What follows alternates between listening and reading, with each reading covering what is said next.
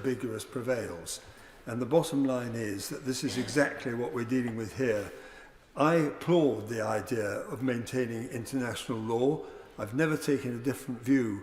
But when he compares the question of what's going on in the Middle East and the illegal war in Ukraine and the Houthis in the Red Sea, which he does in his speech, but fails to appreciate that that is a separate situation from this issue that I'm raising as a matter of principle and of constitutional propriety, because I'm saying that those are matters which are exclusively matters of prerogative, whereas in this instance we're dealing with an issue of sovereignty and the clear and unambiguous words that appear in the statute, as Lord Hoffman made clear when he distinguished between treaties and statutes in relation to the case of R versus Lyons, which I've referred to previously.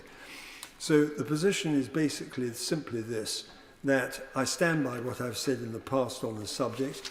I sincerely trust that the court will agree that these words are clear and unambiguous. Johnson.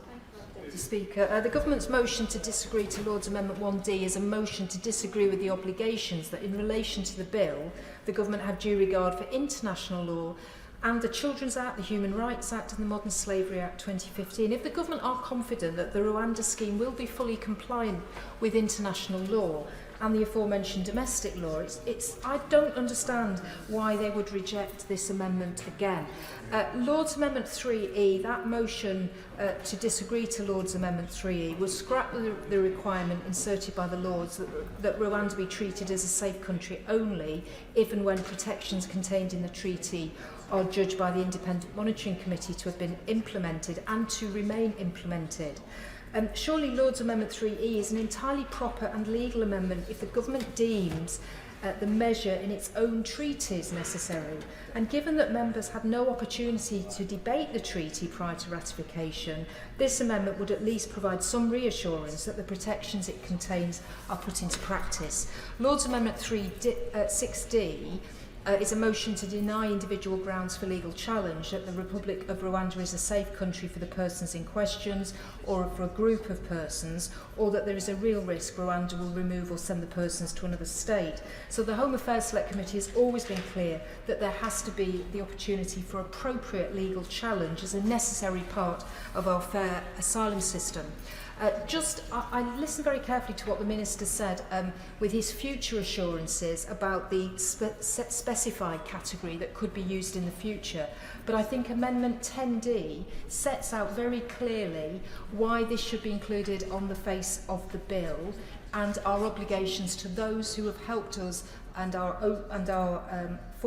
armed forces overseas. And I think that this would be the right thing to add into the bill. Rachel McLean. Thank you very much, Madam Deputy Speaker. As I was watching Aston Villa smash Arsenal on Sunday, my thoughts turned to today's debate, of course, because the Emirates Stadium, as Aston Villa fans will know, is of course sponsored by the Visit Rwanda scheme, and Arsenal plays with that emblazoned on their shirts. I strongly support the government's position as set out by my honourable friend, the excellent Minister, for the reasons that he has articulated, but more than that, Madam Deputy Speaker, behind all these amendments and this ping-pong and the reasons room and this process, which is quite baffling to my constituents, lies a simple principle: is this Parliament sovereign or not? Of course, I believe I was sent here to this Parliament to make laws in the interests of my constituents in Redditch.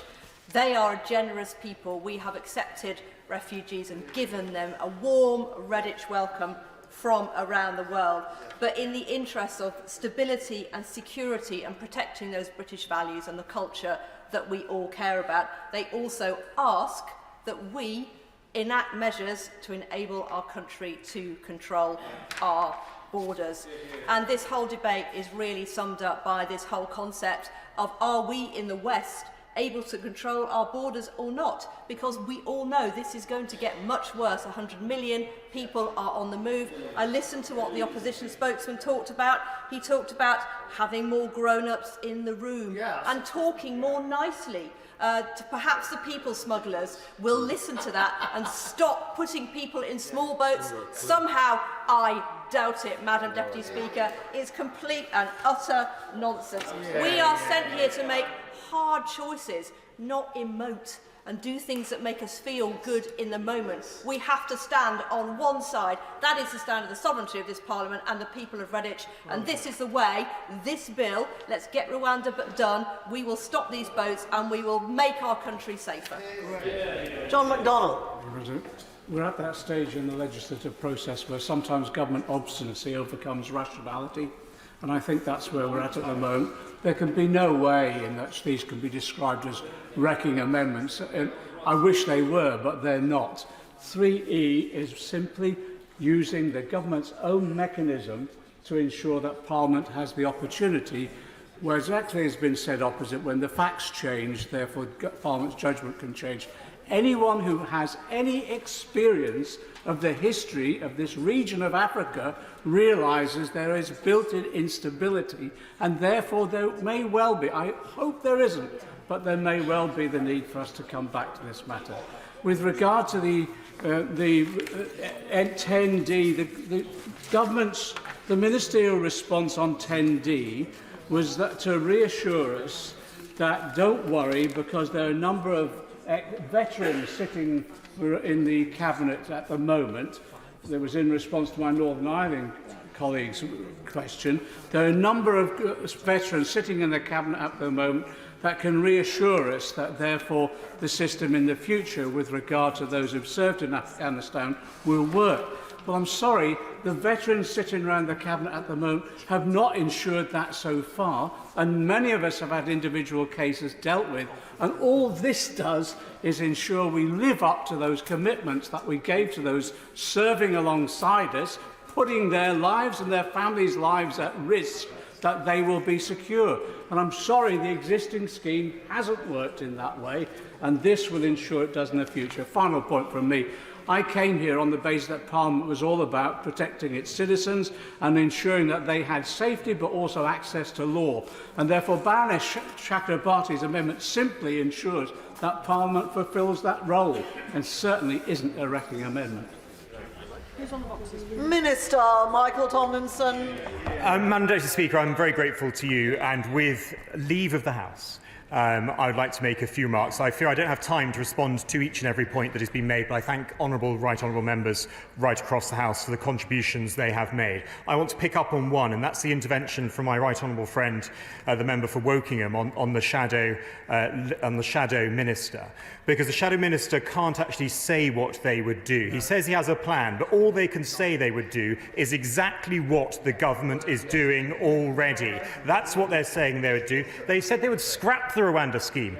Even when it is up and running, they haven't found a deterrent. Worse than that, directly in response to the intervention from my right honourable friend, the member for Wokingham, in response to the intervention from my honourable friend, the member for East Worthing and Shoreham, and my honourable friend, the member for Torbay previously, it is incumbent on anyone, Madam Deputy Speaker, who disagrees with this policy to come up with their own solution to the problem of how we should deal with people who enter the country with no legitimate credible case for claiming asylum and who cannot be returned to their home country. And answer to that intervention, as ever, came there none from the Labour Party. Madam Deputy Speaker, letting this bill now pass will enable us to send a clear signal. You will not be able to stay if you enter this country illegally. You will be detained and swiftly returned to your home country or to a safe third country, namely Rwanda. I urge this House once again to send a strong message back to the other place. These amendments are not necessary. I beg to move. The question is that this House disagrees with the Lords in their Amendment 1D. As members of that opinion say aye. Aye. Of the contrary, no. No. Division, clear the lobby.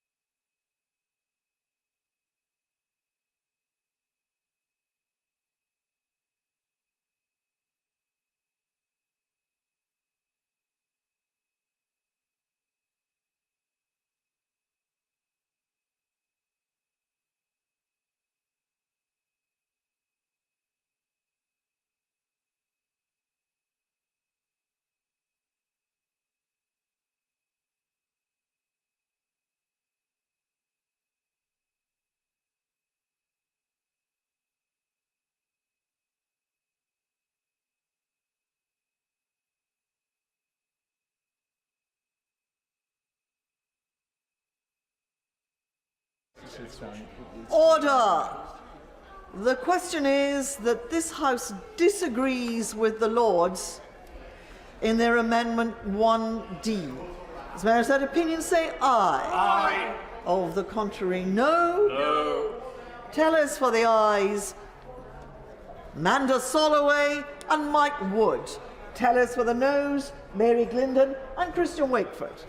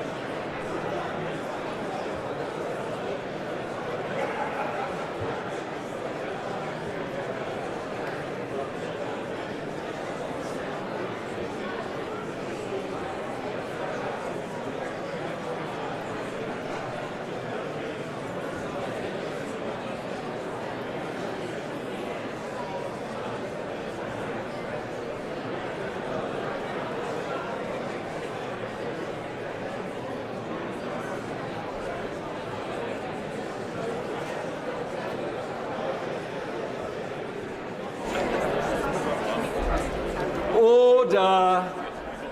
Order.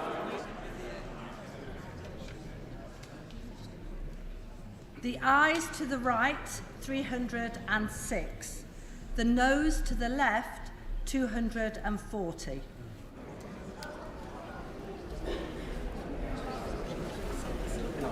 Thank you. The ayes to the right, 306. The noes to the left, 240. So the ayes have it. The ayes have it. Unlock. Order. Order. Under the programme order of the 18th of March, I must now put the questions necessary to bring to a conclusion proceedings on the Lord's message.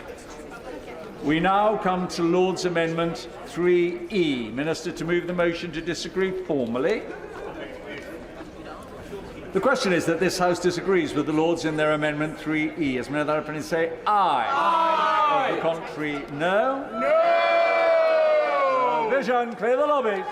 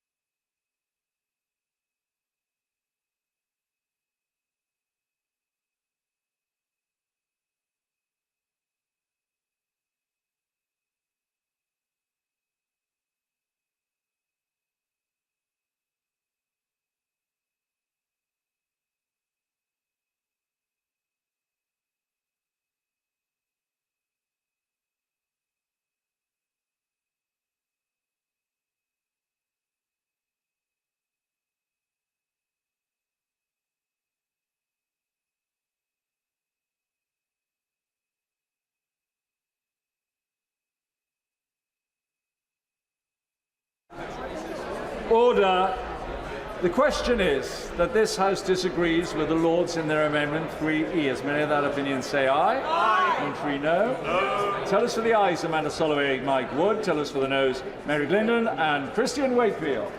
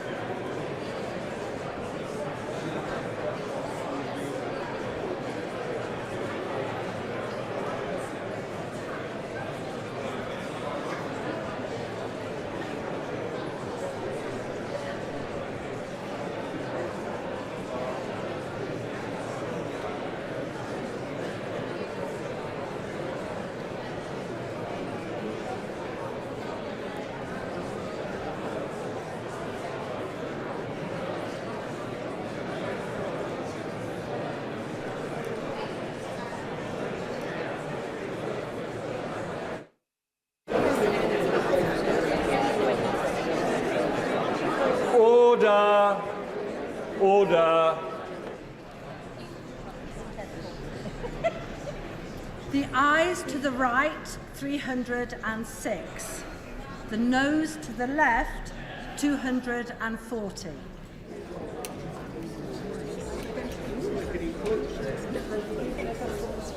Thank you. The ayes to the right, 306. The noes to the left, 240. So the ayes have it. The ayes have it. Unlock. We now come to Lord's Amendment 6D. Minister to move the motion to disagree formally. I vote to move. The question is that this House disagrees with the Lords in their Amendment 6D. As many of that opinion say aye. Aye. Of the contrary, no. No. Division, clear the lobby.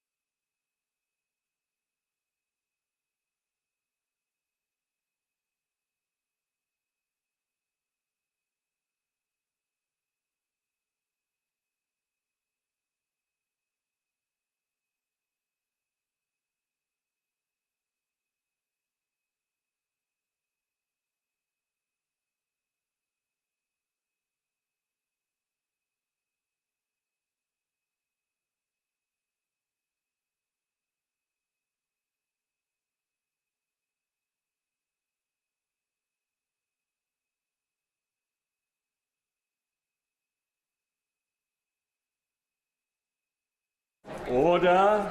Order. The question is that this House disagrees with the Lords in their Amendment 6D. As many of that opinion say aye. Aye. Contrary, no. No. Tell us for the ayes, Mike Wood. Amanda Soloway. Tell us for the noes, Christian Wakefield and Mary Glendon.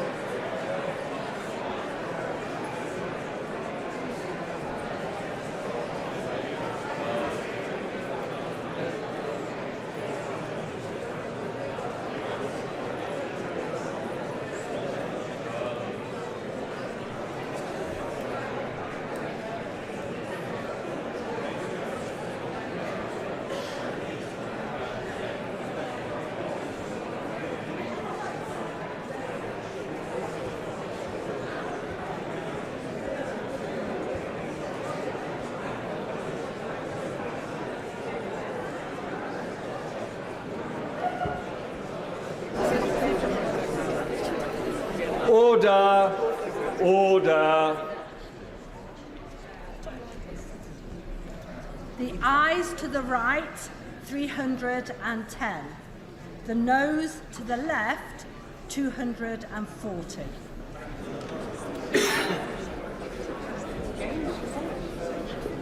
Thank you. The ayes to the right, 310. The noes to the left, 240. So the ayes have it. The ayes have it. Unlock. And finally, we now come to Lord's Amendment 10D. Minister, to move the motion to disagree formally. I beg to move. The question is that this House disagrees with the Lords in their Amendment 10D. As many of that opinion say aye. Aye. Of the contrary, no. No. No vision. Clear the lobby.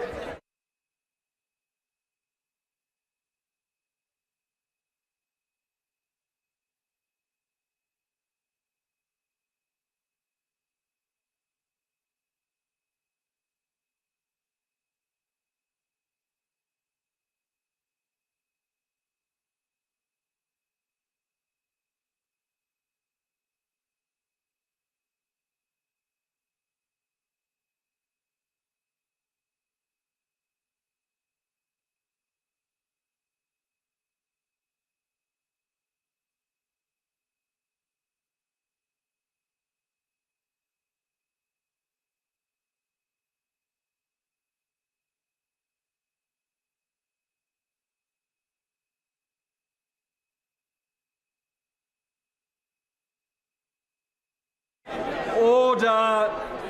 Order. The question is that this House disagrees with the Lords in their Amendment 10D. As many of that opinion say aye. Aye. Of the contrary, no. No. Tellers for the ayes, Mike Wood, Amanda Soloway. Tellers for the noes, Christian Wake-Fod and Mary Glendon.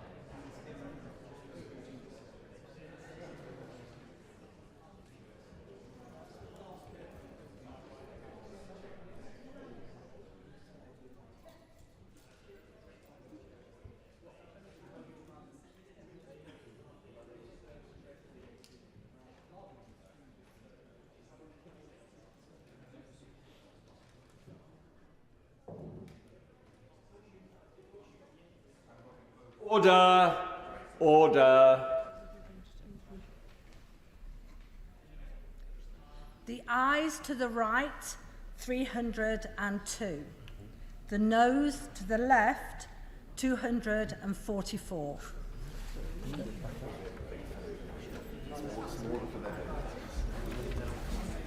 Thank you. The ayes to the right, 302. The noes to the left, 244. So the ayes have it. The ayes have it. Are not. Minister, to move that a committee be appointed to draw up reasons. I beg to move that a committee be appointed to draw up reasons to be assigned to the Lords for disagreeing to their amendments. That Michael Tomlinson, Scott Mann, Kieran Mullen, James Sunderland, Stephen Kinnock, Colleen Fletcher and Alison Thewlis be members of the committee. That Michael Tomlinson be the chair of the committee. That 3 be the quorum of the committee. And that the committee do withdraw immediately. Very good. The question is that a committee be appointed to draw up reasons to be assigned to the Lords for disagreeing to their amendments 1D, 3E, 6D and 10D. That Michael Tomlinson, Scott Mann, Kieran Mullen, James Sunderland, Stephen Kinnock, Colleen Fletcher and Alison Thewlis be members of the committee. That Michael Tomlinson be the chair of the committee. That 3 be the quorum of the committee and that the committee do withdraw immediately. As many that have been say aye. Aye. The contrary, no. I think the ayes have it. The ayes have it. And that concludes consideration of the Lord's message relating to the Safety of Rwanda Asylum and Immigration Bill. Finance number 2 bill, second reading. Now, I have to announce as well that the reason amendment in the name of the SNP in the name of Drew Hendry has been selected, and I call the Minister to move second reading. Minister. Thank you very much, Mr. Deputy Speaker, and I beg to move that the bill be read a second time.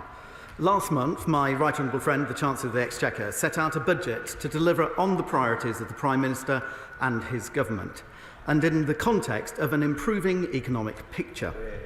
Inflation has more than halved, down from its peak of 11.1% to 3.2%, and real wages have increased for the 9th month in a row and are now growing at an average annual real rate of 1.9%. The finance bill we are debating today builds on these improvements. It does so by seeking to reward work and by boosting the housing market, improving the tax system and strengthening the economy. This follows on from our national insurance cuts, which, when combined with the autumn reductions, mean 27 million employees will get an average tax cut of £900 a year and 2 million self-employed a tax cut averaging £700 a year. All made possible because we have a plan for growth and for better and more efficient public services. This finance bill covers 24 different measures in total, and today I will outline its most substantive powers. That's excellent. Will he consider a further measure to right a historic injustice? Would he entertain in the committee an amendment to allow those caught up in the loan charge access to a tribunal? I thank my right honourable friend for his comments. We've had a discussion over the loan charge previously. I don't believe an amendment would be in order on this particular bill, but I can say to the honourable gentleman, right honourable gentleman and others that I am always open to hearing concerns about the loan charge. I have done previously and will happily continue to hear information, evidence and concerns from colleagues. I thank the Minister for coming to the House to present the budget for the House. Minister, every one of us will know over this last few weeks, indeed this last 6 months, farmers have been under exceptional weather pressure. Such as that weather pressure, it means that the indications are that farmers won't be able to cultivate their land, plough their land, sow their crops, with the result the Minister referred to inflation coming down. By the way, I'm glad that it's dropping. We all should be. If we're not, there's something wrong with us. But at the same time, inflation can't come down if foodstuffs start to rise. Has the Minister had any opportunity to consider that very issue? How we can help farmers in a difficult time to keep the food prices down and thereby and ensure that the inflation that the Minister is referring to can actually continue to drop? Yes, can I thank the right honourable gentleman for his positive welcome of the inflation news today. He's right that it is welcome, but it's always something we need to keep an eye on. The points he's raising about farmers, I would like to join him in thanking our farmers. They've played a pivotal role in helping food prices come down, and of course the supermarkets have a role in this area as well. He's raising some points that are slightly outside of the remit of this particular bill, but I can assure him that I will continue to have conversations with ministerial colleagues and others, and I'm sure he will as well, because we always listen to the really, really important farming community in this country who do so much to create employment and, of course, provide us with food. Now, as I said, Mr Deputy Speaker, the bill covers 24 different measures. I won't go through every single one of them today, but I do want to focus on a few key areas. And first, I will turn to how this bill rewards work. I'm sure that we all recognise a simple truth, that work should pay. We understand how hard many people up and down this country do work, and this government wants to ensure they are recognised for this, because this approach not only benefits individuals and families, it also benefits overall growth and the economy. That's why, as I mentioned, we have already taken 2 bills to cut national insurance through Parliament. But, Mr Deputy Speaker, this finance bill goes further. That's why a key measure in this bill is to increase the High Incomes Child Benefit Charge, or HICBIC, threshold from £50,000 to £60,000. In addition, the rate of the charge will be halved so that individuals continue to receive child benefit until one household member earns £80,000, taking 170,000 families out of paying this tax charge. These changes are a well-earned reward for working families up and down the country and puts pounds back into parents' pockets. Certainly. Giving way, and whilst the changes in the child benefit allowances are important, and especially helping parents who want to get into work and have their children looked after, does he accept that one of the biggest impacts of this budget on people who are working is the way in which they're being dragged into higher tax rates because thresholds have not been risen, and that in itself is having a huge disincentive effect on working families? I think the honourable gentleman will recognise that, of course, he'll be aware that back in 2010, the tax-free allowance was, I think, £6,475. Because of the actions taken by this government since then, the tax-free allowance has increased to over £12,500 now. That is actually a significant real terms increase, which means that take-home pay is higher than it otherwise would have been. And then when taken in combination with other measures, it's a really important move. But also, I'm sure he wouldn't want to detract as well the significant than what we have so far. This is a bill in which the drafting in so many areas is extraordinarily loose and dangerously loose. I thank the Minister for the letter she has sent me, and no doubt others, on the question of individual responsibility and personal liability. I'm not sure that I entirely understood it. I have showed it to one or two legal acquaintances, and they're not sure that they are much clearer than they were before. That perhaps shows some of the difficulties with which we are engaged. When I first read this bill, I noticed that it was a bill which declared in its title it was about public bodies, and that in clause 2 it says that it's about public authorities. And as it happened, as I got into the lift, another member of this House with whom I had worked when he was a Conservative Cabinet Minister joined the coalition government, and I asked him casually, tell me, do you think that a public body and a public authority are the same thing? Oh no, of course not, he said.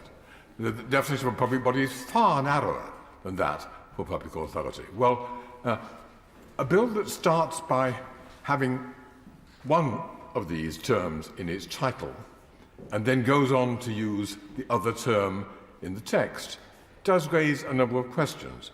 When I reread the impact assessment this morning, which uses the terms interchangeably, by and large preferring public body to public authority as we go through, I worry about how clear those who drafted this bill were about what it was they are doing.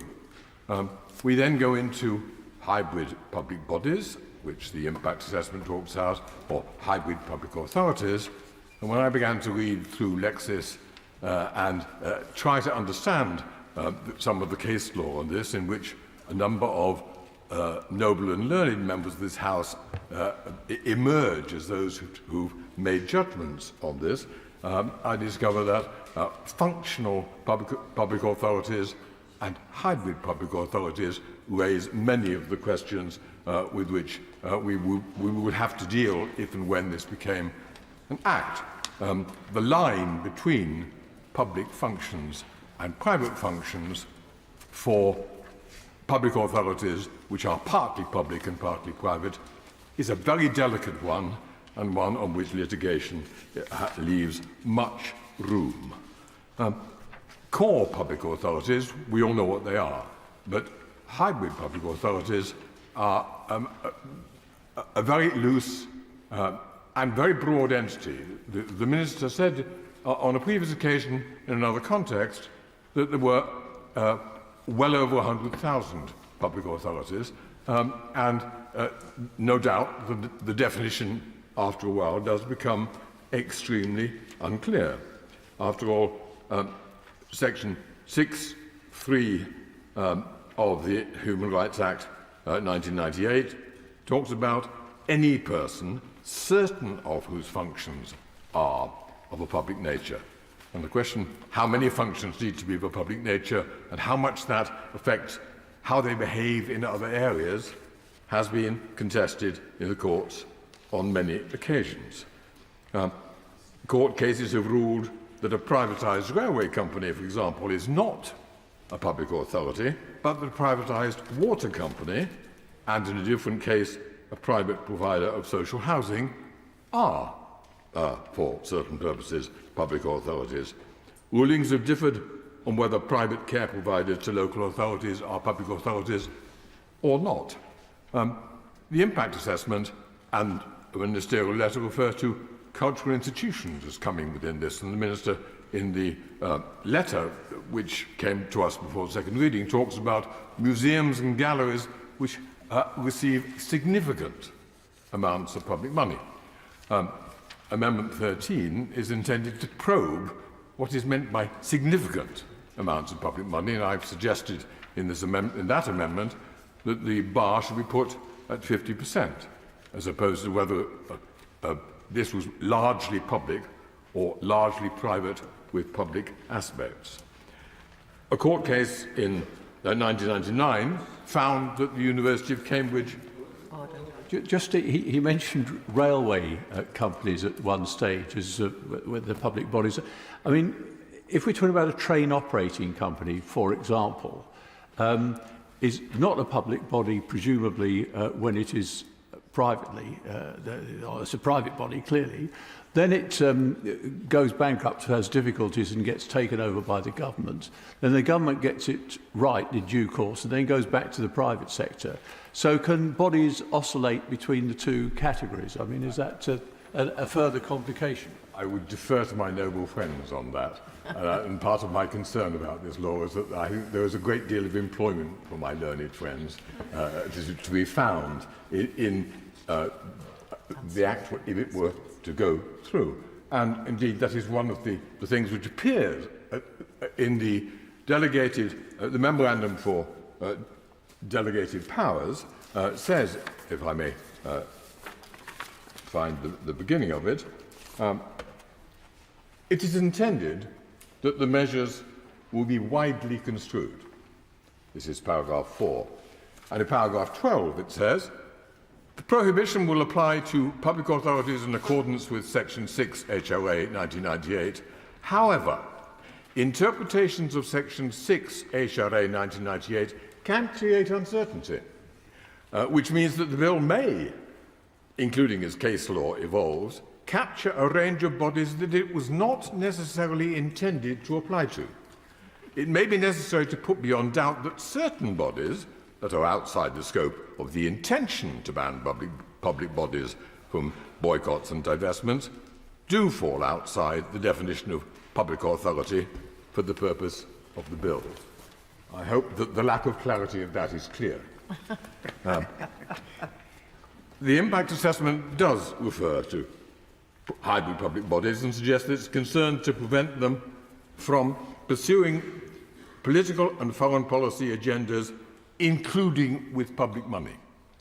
Now, I interpret that as meaning that such hybrid public authorities may perhaps not be allowed to pursue such agendas, including when they're using private money.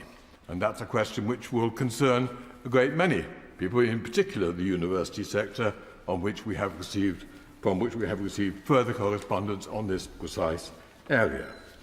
The Minister hasn't told us enough, I think, about the broad last category, cultural institutions, and whether this includes theatres and orchestras in foreign tours, as well as museums and galleries, and why on earth museums and galleries are in there. That's another area where I suspect that sector would prefer a little more certainty to come. Universities have been particularly concerned about the impact on their international partnerships, which are, I'm assured by my university friends, part of their private functions. Some of these are education partnerships, some of which are transnational research partnerships. I declare an interest, my son is engaged in this very actively, and some are with foreign companies and donors. And they can be very sensitive, and they can raise reputational problems, as some universities, including the one I used to work for, have learnt to their cost.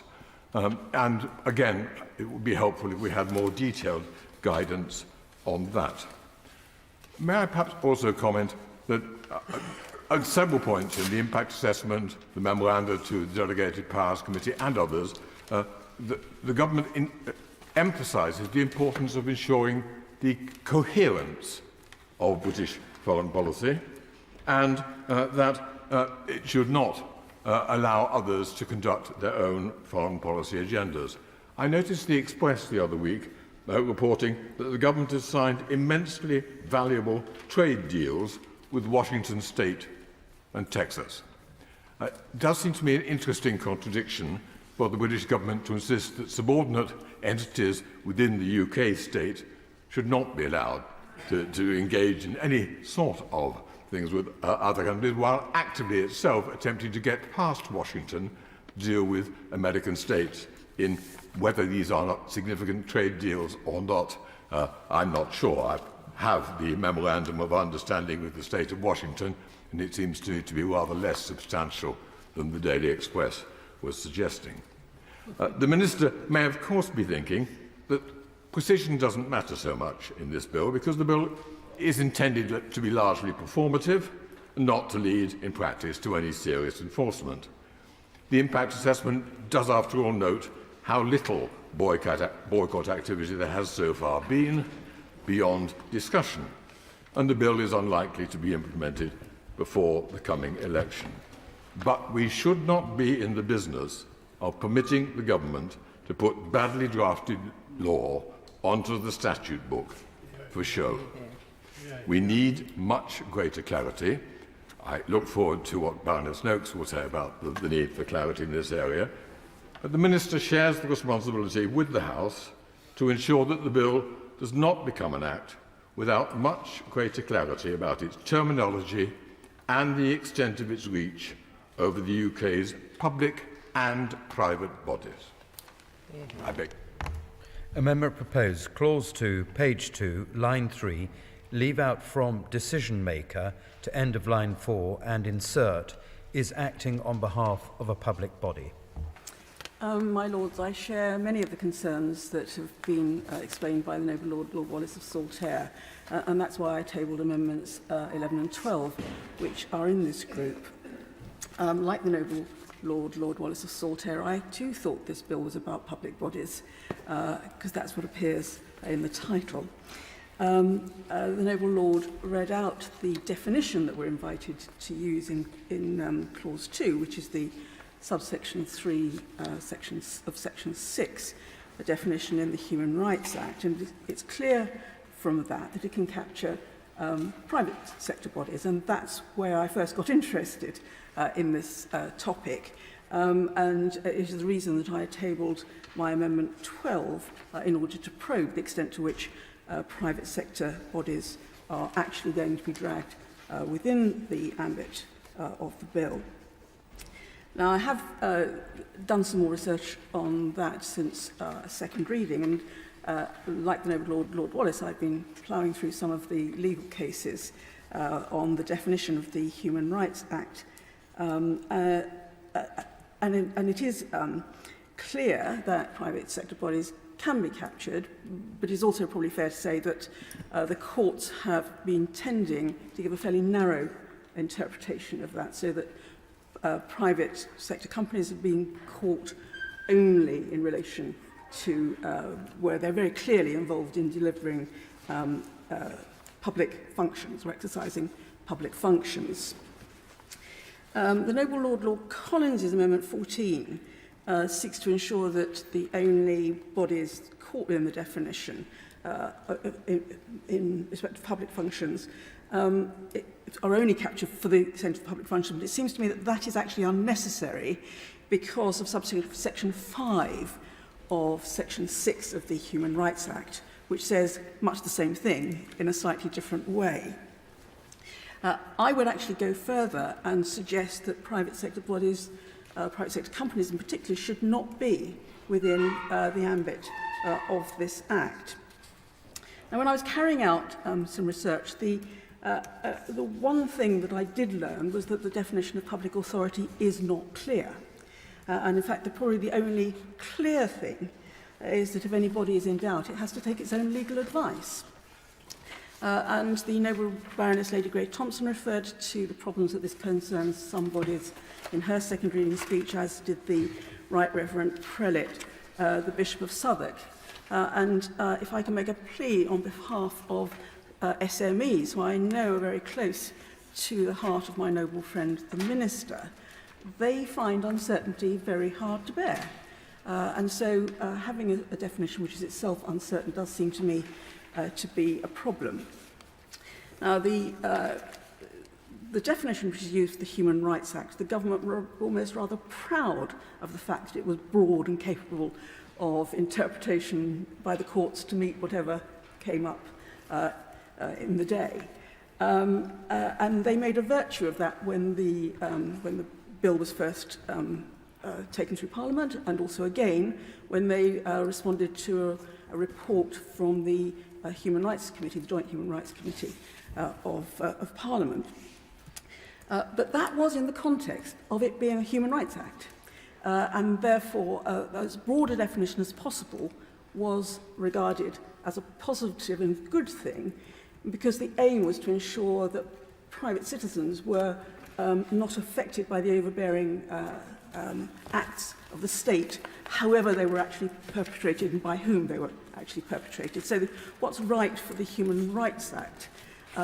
We ought to examine whether it's right for this Act. And I'm myself not convinced that a broad definition, especially one which carries such a high degree of uncertainty, is a satisfactory foundation onto which to build the purpose of this bill, which is quite separate, which is the prohibition of boycotts and divestment activities. So the alternative approach, which I suggest is a better one, is to use a definition which is more certain. The noble Baroness Lady Chapman, in her Amendment 54, which will be debated in the next group, is proposed that a list of the bodies covered by the bill should be drawn up before the bill is brought into effect. The problem with that is it may be all right on the day that the list is tabled, but it is not future-proofed and will not cope with the changing landscape of what a public body is. So my Amendment 11 does offer a different approach to take the source of the definition not from the Human Rights Act, but from the Freedom of Information Act. That Act provides a comprehensive definition of the bodies, public authorities which are covered, including a very extensive listing in Schedule 1 of that Act.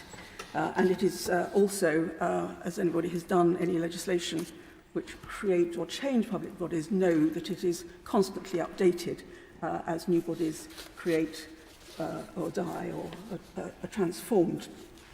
And the Freedom of Information Act also includes a power within it to add specific bodies, so that it provides a very certain source of who is covered by the Act, and I suggest that it potentially is capable of being used in the context of this Act.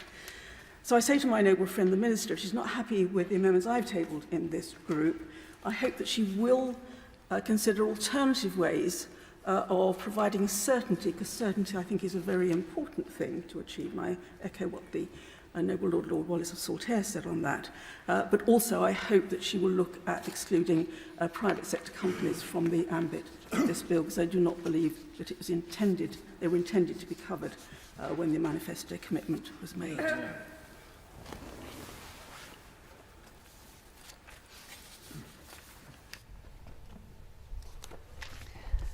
My Lords, I'm grateful to Lord Wallace and to Baroness Noakes for their amendments in this group. I think they're incredibly helpful, and really what we're trying to do here is, as Baroness Noakes has just said, elicit some certainty from the government and on behalf of those organisations that might find themselves drawn into the scope of this bill, even though they may not themselves consider themselves to be public bodies ordinarily, they might find that they are when it comes to this bill.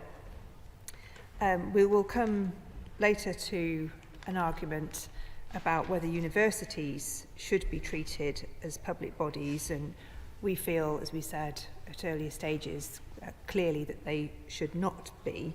But that's not the only area where we feel that the government hasn't thought sufficiently about what it's trying to do. I think that Baroness Noakes' amendment 11, which, as she explained, applied the definition in the Freedom of Information Act, would actually settle this to a very large extent, in that we are very clear about who is and who is not subject to that Act.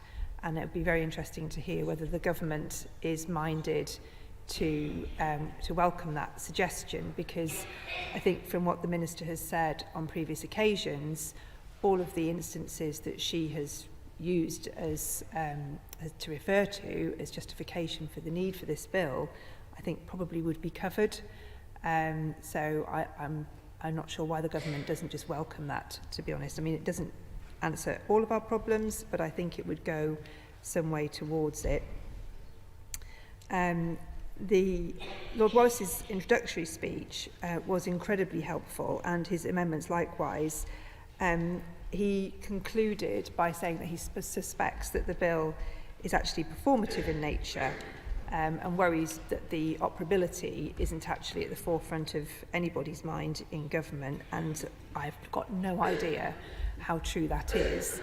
But I share his concern that it is the job of this House to make sure that we don't pass legislation that isn't actually workable and that just causes confusion. Our Amendment 14, it's probing, and I accept what Baroness Noakes had to say about it, but we're just trying various different ways in this group and in the next group too, to work out which organisations are going to be subject to these new rules.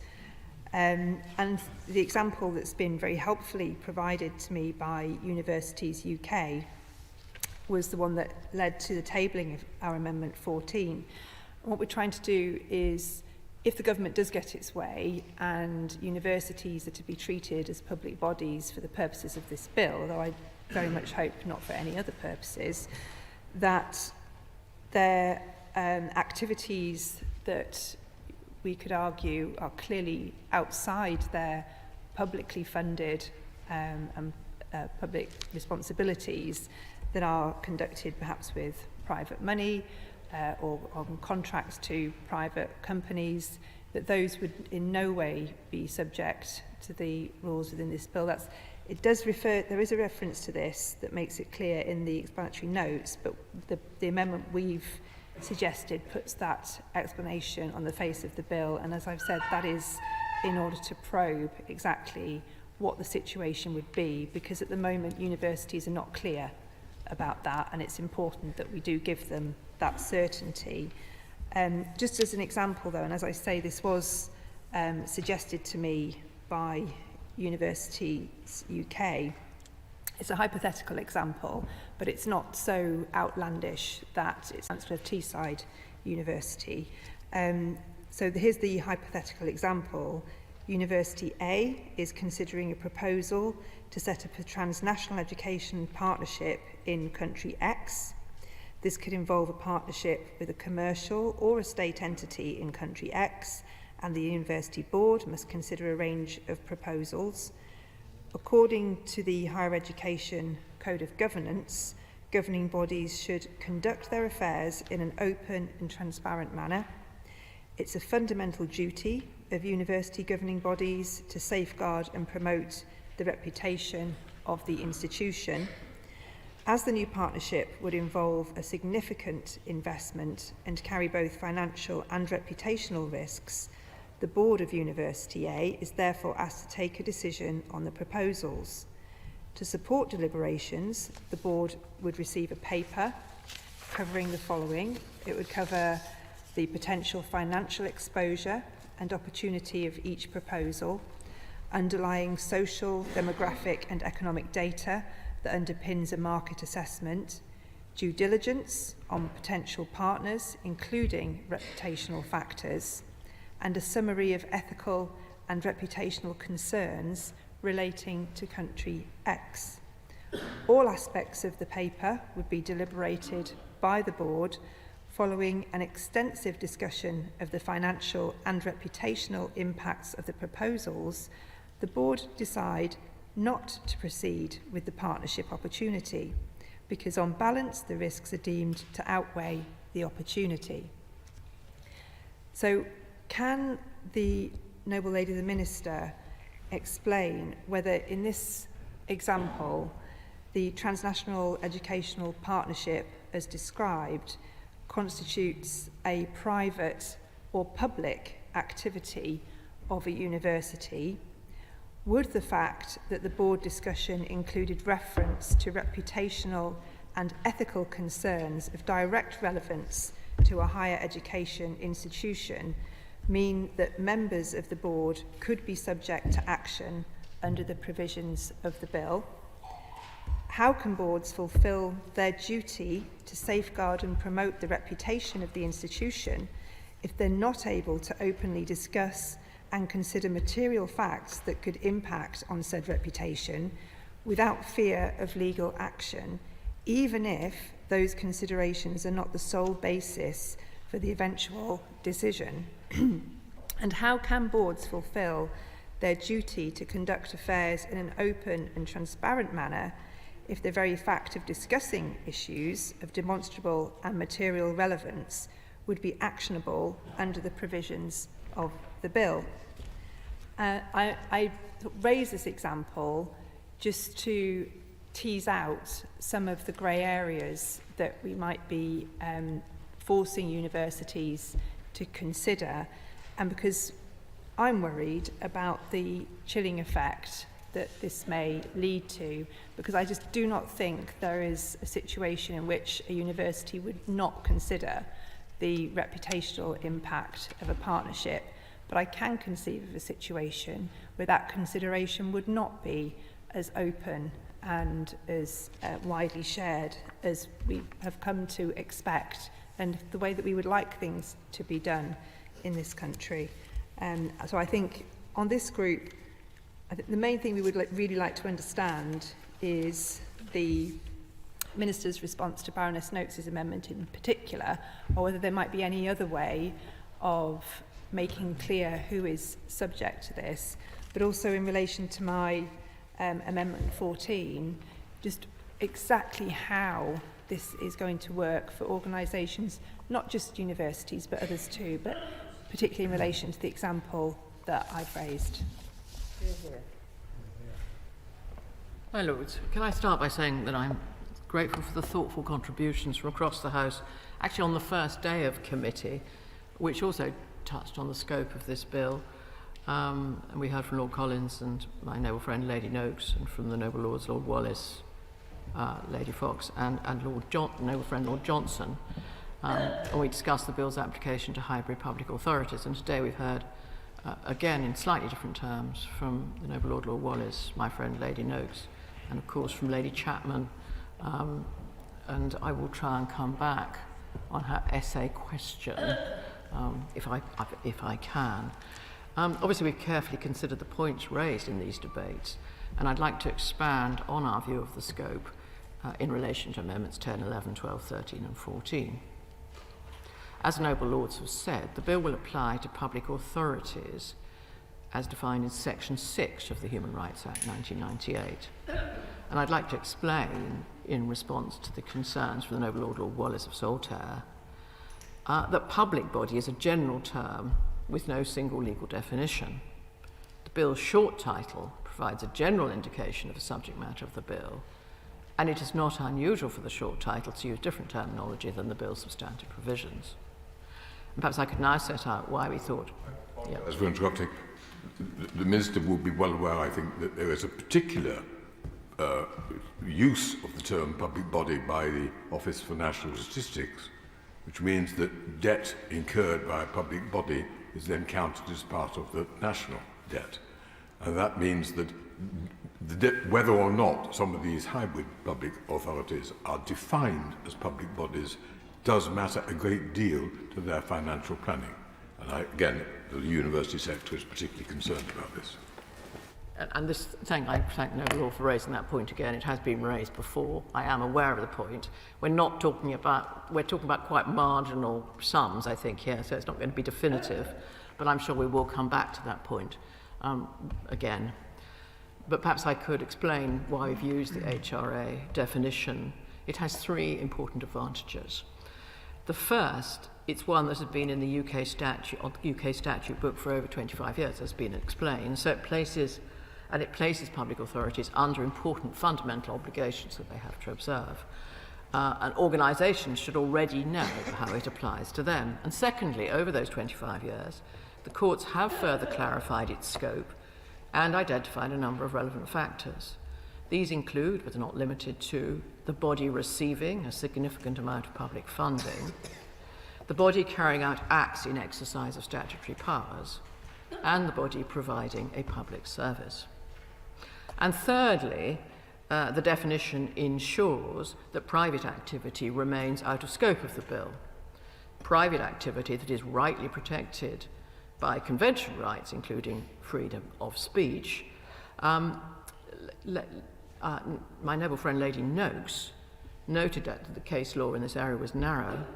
However, bodies should already be aware that if they are bound by the Human Rights Act, as that Act places other wide-ranging obligations on them that go much further than this bill. So we're using a formula that is in common use.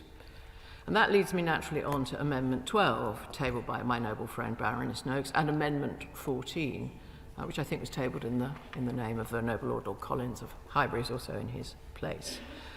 These amendments would disapply the ban from hybrid public authorities. Such bodies have a mix of public and private functions as defined by Section 6 of the Human Rights Act. An example of a hybrid public authority includes higher education providers, as we all agree. The ban will only apply to these bodies when they are delivering public functions. The bill does not interfere with the private sphere. So, for example, acts that a higher education provider will have to carry out as part and parcel of its functions of providing higher education will be public functions, while commercial activity, such as providing conference facilities or maintaining office spaces, for example, entering into cleaning contracts, may be private activity and outside the scope of this bill. And it's important that the ban applies to hybrid public authorities, given the diverse nature of government functions and the variety of the ways that functions are discharged. It would not be appropriate for hybrid public authorities to misuse public money or lose focus on their primary public purpose, effectively to pursue their own foreign policy agendas when they're delivering public functions. Which brings me on to the vital Amendment 11, tabled by my noble friend Baroness Noakes, and Amendment 13, tabled by the noble Lord Wallace of Saltaire, which provides alternative definitions of public bodies to which the bill should apply, and which we have, of course, looked at. So Amendment 11 would instead apply the banned bodies subject to the Freedom of Information Act 2000. Now, broadly, the categories of public authorities covered by that Act mirror those captured by the Human Rights Act 1998 definition, and using the alternative definition would actually broaden the ban to private bodies and decisions not currently in scope of the bill, such as the board of the Pension Protection Fund. This definition would also encapsulate all functions of bodies in scope of the Freedom of Information Act 2000, including private functions. It would therefore extend the ban to the decisions of bodies such as universities protected by ECHR rights. So perhaps more certainty, but a broader reach. Amendment 13 and 10, tabled by the noble Lord Wallace, would apply the ban to any public body that receives 50% or more of its funding from the government and whose functions are of an official nature.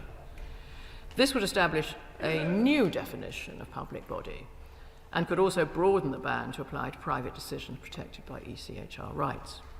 Now, judges have already acknowledged that public funding alone does not mean a body is a public body or exercise public functions. It would be inappropriate to apply the ban to bodies when they are not performing public functions. And additionally, imposing a new definition would, I suggest, create confusion and legal uncertainty, which noble lords are concerned about. But I do thank the noble Lord Wallace of Saltaire for his research on the distinction between a public body and a public authority, and I'm unsure which definition of public bodies he was referring to. There are many, but I hope I've been able to explain that the alternative proposed definition of public bodies would broaden the bill and take it into the private sphere. So that's the dilemma. I'm grateful to the noble lady. I'm completely not clear about what a public body is after listening to that. Perhaps you could explain what a public function is, because that might help us. Right.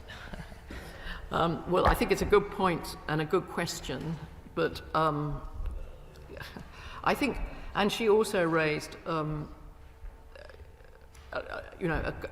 good example, and I think that what I'm going to suggest is that I take away and have a look at this distinction between function, and also that I come back on the example that she's raised, the long example, which she said had been given to her by Universities UK, when on the 7th of May we're due to debate the universities, this is committee, we're due to debate the university amendment. I sort of accept that, but my example, it referred to universities, but you could equally apply it to other organisations as well. So I wouldn't want to see that consideration just narrowed to the issue of universities. I agree with the noble lady. That's an entirely fair point. We've agreed that that the bill is complex in terms of understanding. I'm very sure that I want to make sure that where I'm answering the questions on things like public functions, I'm giving good information that is well thought through and thoughtful. I've tried to explain today why we're using the Human Rights Act. That does have advantages, which is why the government has gone down that road. I should, before I sit down, just respond to the point about cultural institutions, which the noble Lord Wallace raised. Some cultural institutions are indeed in scope of the bill in their public functions only, and I set out earlier a number of factors that courts would consider in deciding whether an act was a public act. The noble Lord also pointed out that the bill contains a power to exclude bodies in scope of the bill from the ban via regulations. I don't think the government currently foresees the need to exclude such bodies, but this power will of course allow the bill to evolve in line with government policy. I mean, for all these reasons, I've tried to explain why we've presented the bill in the way that we have. I think there's a lot of comfort to be taken from using the Human Rights Act, but I look forward to returning some of the questions that have been raised, and in the meantime I'd ask noble lords to withdraw their amendments. My Lords, if I could possibly intervene before the Minister sits down. This definitional debate really is like walking through a giant sticky pudding. I think most of the members of this House are utterly confused about exactly what public bodies are, exactly what public authorities are, which institutions will be in the scope of this bill and which won't. I'd like to raise a specific example. Could you possibly tell the House about housing associations? Housing associations do undertake many public functions, another term that the Minister has introduced but hasn't been properly defined. For example, they deliver social housing, and they do this in partnership with local authorities, often, in fact, managing the social housing that is owned by local authorities. Are they going to be under the scope of this bill, or are they not? I mean, the answer that I have to give in the short term is that it does depend a lot on the courts. I will look at housing associations in particular, and I know they have come up in other bills that we have discussed, including how they're treated, in government finance. The point about using the Human Rights Act definition is you get this 25-year history of interpretation. My Lords, before the Noble Lady sits down, the Noble Lady, the Minister, referred to the issues of funding, public funding associated with universities and the national debt and how it was counted. She said that this was marginal amounts of money.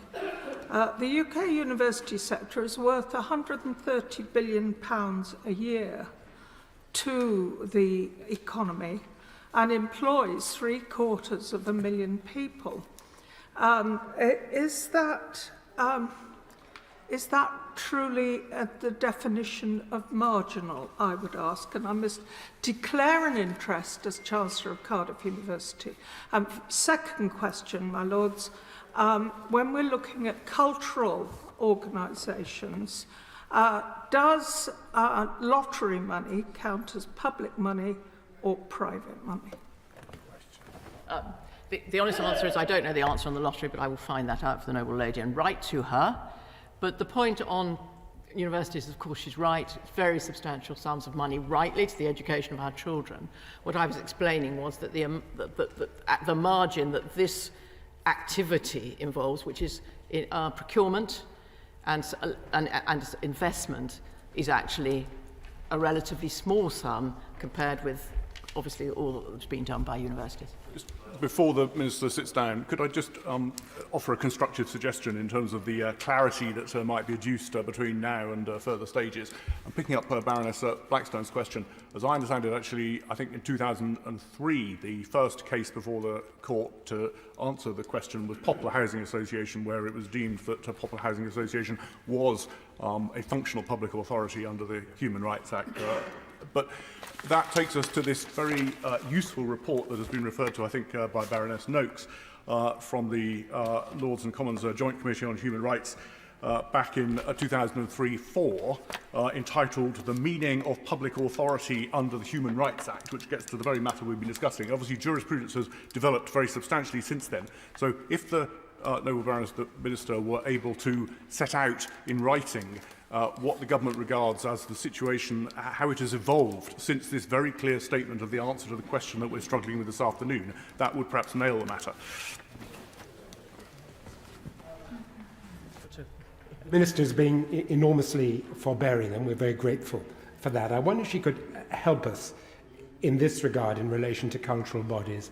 What is the position, and I must declare an interest as an independent non-executive director of the Royal Philharmonic Orchestra, what would be the position of an orchestra which received some funding, by no means the majority of its funding, from the Arts Council, that determined that it would not, in the aftermath of the invasion of a sovereign nation by another sovereign nation, what would be the position of an orchestra that, say, it no longer wanted to perform supportively of, say, the Bolshoi Ballet? What would be the position then of such an orchestra? or of a board who made that decision because they saw a real reputational risk in the aftermath of the invasion of a sovereign country of supporting and appearing in support of the national ballet company of that invading nation. I understand the question, and of course, you know, we have government sanctions now against Russia, and so it's a question of wider. I think the suggestion made by the Noble Lord Stevens is a good one, which would perhaps help us to move forward. I've already said that I will look carefully at the questions raised by the Noble Baroness Lord Chapman, and I think the Lord Boton's is another example, actually, a slightly different kind, asking rather the same question. So perhaps I can come back on that at the same time. I also ask, and I'm very grateful, she has indeed been very generous with responding, even if she'd been the Noble Baroness has been unable to offer further clarification to the House. What is virtually all training in this country is privately provided by private organisations, but publicly funded. Where do they fit into all of this? They're receiving public money, say from the DWP. I remember as former Secretary of State visiting a lot of private providers. Where do they fit in? Do they come under the contractual relationship to which he referred, or are they caught by this act? I think it does depend, but it does also depend on the case law under the Human Rights Act, which I've undertaken to take a look at and come back on to the Noble Lords on. My Lord, I cannot resist suggesting that one definition of a public function is one where you are served warm white wine and given canapes. That is perhaps a suggestion of how loose some of these terms can be. I think the concern that a lot of us have about this bill is that we're not entirely confident that the government has thought through its full implications. The manifesto commitment was specific to boycotts against Israel and particularly concerned with local authorities and with universities. But we have a bill here with a much wider set of definitions and a universal set of foreign states to which it applies. And that raises a much larger number of questions. And we also have a whole succession of loose definitions. The DLUC memorandum to the Delegated Powers Committee says, in effect, well, let's worry too much about this, we'll do it all with regulations. And I hope the Noble Lord Hodgson would think that is not necessarily always a good idea to leave everything to regulations.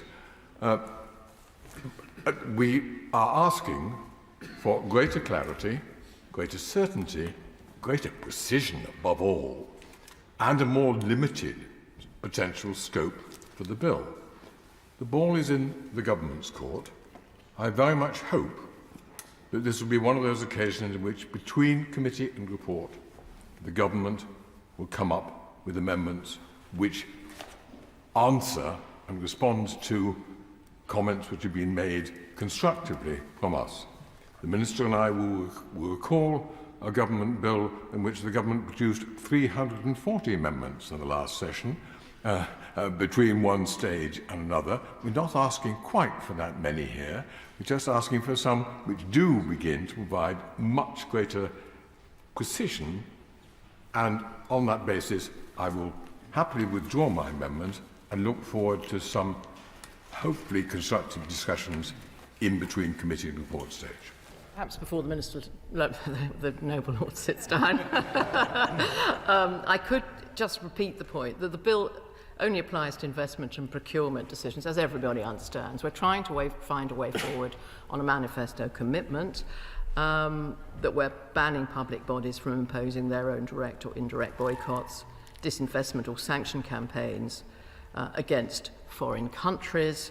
We obviously do need to discuss a little bit further how we deal with this, but the point I was making about the use of the Human Rights Act, I would reiterate, because it does try to be helpful, it tries to call on existing case law, and the concern that I had about the amendments that we're discussing in committee today is that actually, they might actually extend the bill in a way that wasn't exactly where the House seemed to be coming from. But I look forward to further discussions on this actually key matter in relation to this bill. Is it your Lordship's pleasure that Amendment 10 be withdrawn? The amendment is by leave withdrawn. Amendment 11, Baroness Noakes, not moved. And Amendment 12, not moved. Amendment 13, Lord Wallace, not moved. Amendment 14, Lord Collins, not moved. Not moved. Not moved. Not moved. Good, thank you. The question is that Clause 2 stand part of the bill. As many as of that opinion will say content. Content. To the contrary, not content. The contents have it. Coming to the second group, in Clause 3, Amendment 14A, Lord Collins of Highbury. My Lord's clearly not Lord Collins of Highbury today, but as his understudy, I'll do my best. So this group, it's slightly different to the first group this afternoon, but I think we probably will be touching on a number of the same sorts of issues. It is all about trying to get some clarity. I do take what the Minister said about this only being about procurement and investment decisions, but I think even so, what is procurement and what is investment in relation to this bill is another thing that we might need to tease out, because if an organisation's primary activity is like the noble Lord Boateng referred to, performing in another country, is that act of withdrawing from that activity, would that be seen as a boycott under this bill? If the Minister is saying it would not, I think that's incredibly helpful information, and it may well serve to soothe some of the concerns that will be raised as part of our consideration of this group. So my noble Lord Collins and I have tabled the amendments in this group in an attempt to tease out from the Minister exactly what the government has in mind.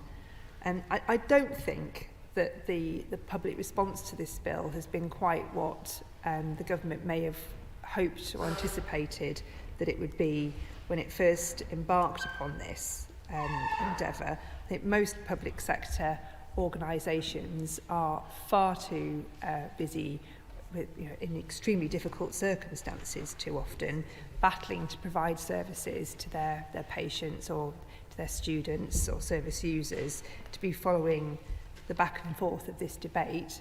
But that does, I think, just serve to re-emphasise the importance of our considerations here, to make sure that we don't land them with something that is unworkable and doesn't actually serve to achieve the objectives, which I think many of us do understand that the government set out to do when it started all of this. So with all that in mind, we tabled Amendment 14A to Clause 3 to, again, it's probing, but to try and discover in what circumstances ministers anticipated using the power that they're giving themselves here, which is to change the scope of the application of the bill through secondary legislation. I'm just interested to hear what the noble lady has to say about why parts 2 and 3 of Clause 3 are needed and how she thinks they will work in practice. And perhaps this is about the exemptions. It allows the Secretary of State to remove any of the exemptions which are listed on the face of the bill. So removing an exemption, say, on national security, I can't imagine that ever happening, but there are a whole list of exemptions in there, and some of them that we're very pleased to see. But what circumstance, why is that seen to be needed? Because we can't imagine a circumstance where any of those exemptions would need to be removed. So it just seems like an odd power that ministers are taking for themselves. And I'm interested in this because I think these decisions they matter in the scope of this bill, but actually they can have a profound impact on our relationship with other nations and our diplomatic efforts around the world, and sometimes in some incredibly sensitive situations. And I've not seen evidence of Foreign Office engagement or even support really for this bill, and it would be a concern if these sort of decisions were to be taken by SI. Perhaps in a way, we all want government to work interdepartmentally and for all decisions to be consulted upon internally in the right way, but we all understand that that doesn't always, that is not always the situation. And this is a concern that was expressed at second reading. So can the Minister assure us that before any delegated legislation is proposed, appropriate input will always be sought from the Foreign Office? Our Amendment 22, we've got a whole bunch of amendments which really, I mean, they're not, tongue-in-cheek is too strong a word, I think. Probing is what we're saying. But we couldn't think of any other way. I mean, this is how we do things, isn't it? We table amendments and we discuss them, and through that we get a better understanding of what the government's trying to do. So this is a list of, and we could have gone on, we haven't, but it's just to, we've tabled a handful just to make a point. So just to run through those, our Amendment 22 would exempt schools and early years providers from the scope of the bill, and this is just done with a view to finding out whether or not the government intends early years settings to be involved. And this would just come back to the issue of what is and is not a public body. Is a private school a public body? Is an independent nursery that is funded by a childcare programme funded by the government, is that a public body? Is a childminder being paid by the state indirectly? But are they a public body? And similarly, Amendment 23 would exempt charities providing public functions. We've heard an example of housing provision. Some housing providers are themselves charities too. And Amendment 24 exempts community interest companies. There are thousands of such bodies up and down the country, engaged in all kinds of activities. Many are responsible for delivering public services, be that in social care, education, the arts, prisoner rehabilitation, virtually every area of activity you can think of. And how are they to regard this bill? What steps should they be taking to educate themselves and to find out how to make sure that they don't do anything to make themselves fall foul of this bill? Our Amendment 25 exempts sporting bodies. So does the government really want to get into this issue of sporting boycotts, or which athletes or should be doing what where, or if a sporting body didn't deem that there was to be a boycott, but individual athletes decided that they did not want to take part in a tournament, what happens then? Because there is pressure and there is debate, and there are inevitably, whether they're part of a BDS campaign or not, how you define what that is, I don't really know. But how would that be considered, and how could those people make sure that they're not in any way falling foul of this legislation? Very helpfully, so we've also tabled an amendment asking for a list of public bodies, because I was trying to be helpful and to try and work out the best way of getting this clarity, and it could be a list that the Minister takes the power to be able to amend and add to answer Baroness Noakes's earlier point, although I completely accept that any schedule containing a list would very quickly need to be updated, and we wouldn't want to put something in a bill that wouldn't stand the test of time. But I think that these things are done, schedules are amended on a fairly regular basis. But the government website, I asked the government website for a list of public bodies, and there is one. And it contains 601 organisations, which I doubt is a comprehensive list, but it contains the 24 ministerial departments, 20 non-ministerial departments, 421 agencies and other public bodies, 113 high-profile groups, they're interesting, 19 public corporations, including the BBC, and the 3 devolved administrations. And I looked through this list, and there were some public bodies listed that I thought we need to discuss this a little bit further, because what would happen with some of our defence related organisations, and there is an exemption for national security, but how would that be defined in relation to this bill? Would that need to be something that would be tested in court? The Minister sighs, I can well understand why.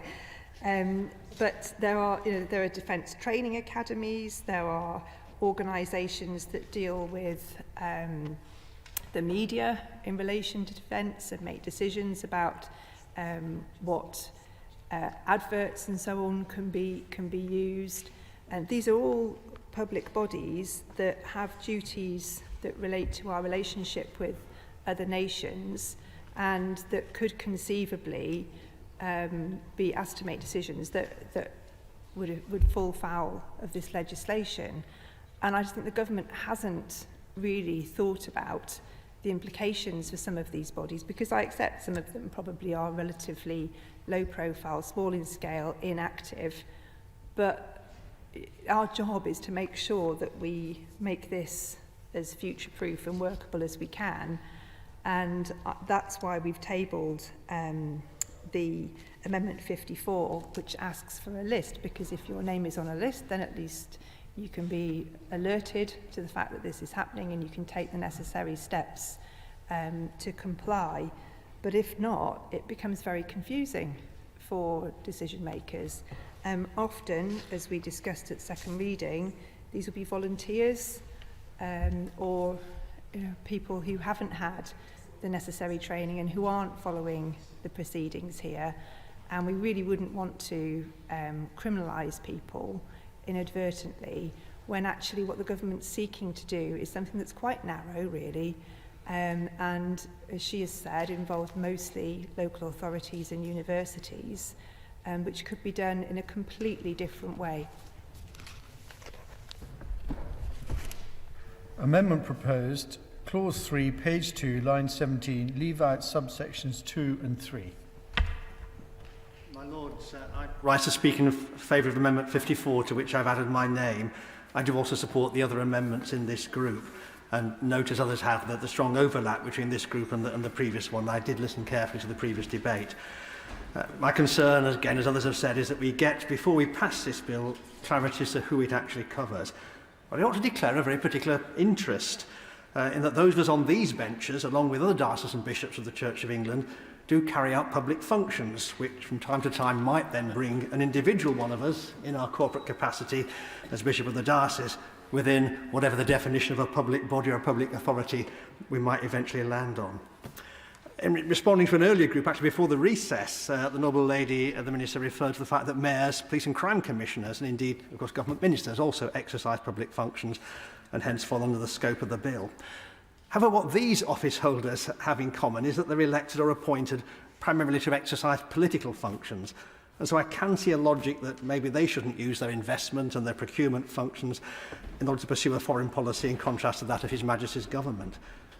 However, notwithstanding the fact that some of diocesan bishops are members of your Lordship's House, is it really intended that we, along with the small charitable funds which we're responsible in our corporate personality, should fall under the scope of the bill? If we place those modest charitable funds with an external investment body, do we have to constantly be ensuring that entity does not at any point seek to make restrictions in contravention of the bill, investing our money where it shouldn't be, or not investing it where it ought to be? I think there are other church institutions that are potentially at greater risk of being inadvertently caught up with the scope of the bill. Noble Lords will be very familiar with the Church Commissioners, the body that manages the historic endowments of the Church of England, for the furtherance of the mission and ministry of the Church in perpetuity. It was my great privilege to chair the Commissioners' Board as delegated deputy of my most reverend friend, the Archbishop of Canterbury, until the end of last year. During my tenure, we grew our reputation alongside our sister Pensions Board as being among the world's leading ethical and responsible investors. As noble lords well know, the commissioners require parliamentary approval to spend capital. Indeed, I spoke before the Easter recess when we brought just such a measure before your lordship's house. What you may not know is that 6 state office holders, including the Prime Minister and the Lord Speaker, are ex officio church commissioners, notwithstanding that the government makes no contribution to the commissioners' coffers. The ability of the Commissioner's investment team to deploy assets, what a plea there, you have noticed, noble lords. The ability of the Commissioner's investment team to deploy assets in furtherance of our mission objectives, it's not a case of anyone taking taxpayers' money and using it to pursue its own independent foreign policy. Yet on some readings, these church bodies may be seen as being within the scope of the bill. So I wonder if the noble lady will clarify whether such bodies are indeed in scope. Beyond the Church of England, there are many religious, charitable and other foundations across a variety of faiths and of no faith, which perform functions in areas such as education. We've heard that referred to before. I'm a grammar school boy. I benefited from a scholarship. My widowed mother could never possibly have paid school fees. But such bodies raise and hold endowment funds for such purposes in order to enable students and pupils from less well-off backgrounds, like mine, to fully access and benefit from their services. I know that goes on because I'm regularly invited to donate. But what's true of schools is even more true of universities and colleges with their endowment funds. So supposing such an institution receives an offer of funds from a private philanthropist in the UK or beyond who wishes to make some stipulation as to where the endowment may or may not be invested, this is private money, would this bill mean the foundation has to refuse the money, not because the country he wants to boycott is, or she wants to boycott is already on the list, but because it may come onto some subsequent list in some future date?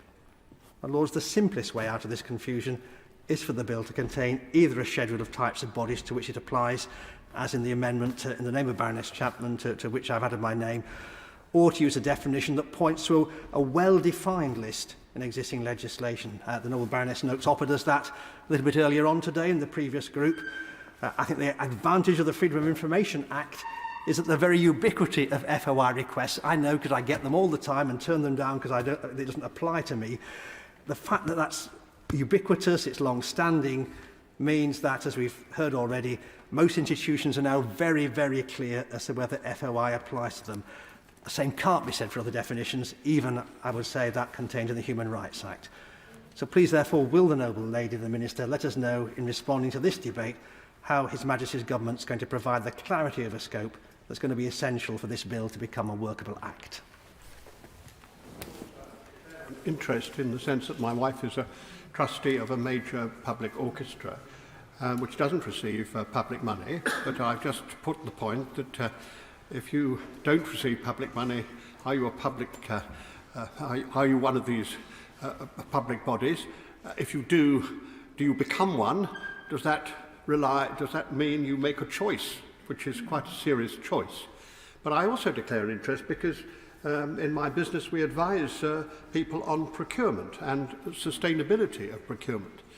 And I want to say to my noble friend that procurement is a very difficult issue upon which to advise because it is very widespread. What does it mean? It means everything from what might be called lavatory rolls at one end to procuring very large amounts of services or products. It also can cover the issue of the orchestra that procures an orchestra from abroad and says, as the noble Lord Boateng said, it might have intended to bring an orchestra from, let us say, Russia to this country. If it then decides not to do so, is that the kind of decision which comes under this Act?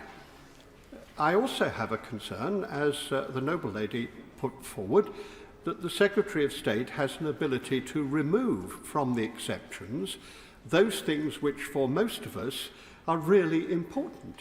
If we're not going to be allowed to procure on the basis of sustainability, of climate change, of the things that really are existential issues, then we are in a really serious problem, because the very bodies, on any definition of public bodies, the very bodies we're talking about are the ones who ought to be procuring and investing on those bases. So the idea that this is only, in that sense, temporary, it's in the Act but can be removed by the arbitrary decision, and it could be arbitrary because there's nothing in the Act to say it is other than arbitrary, of the Secretary of State worries me very considerably.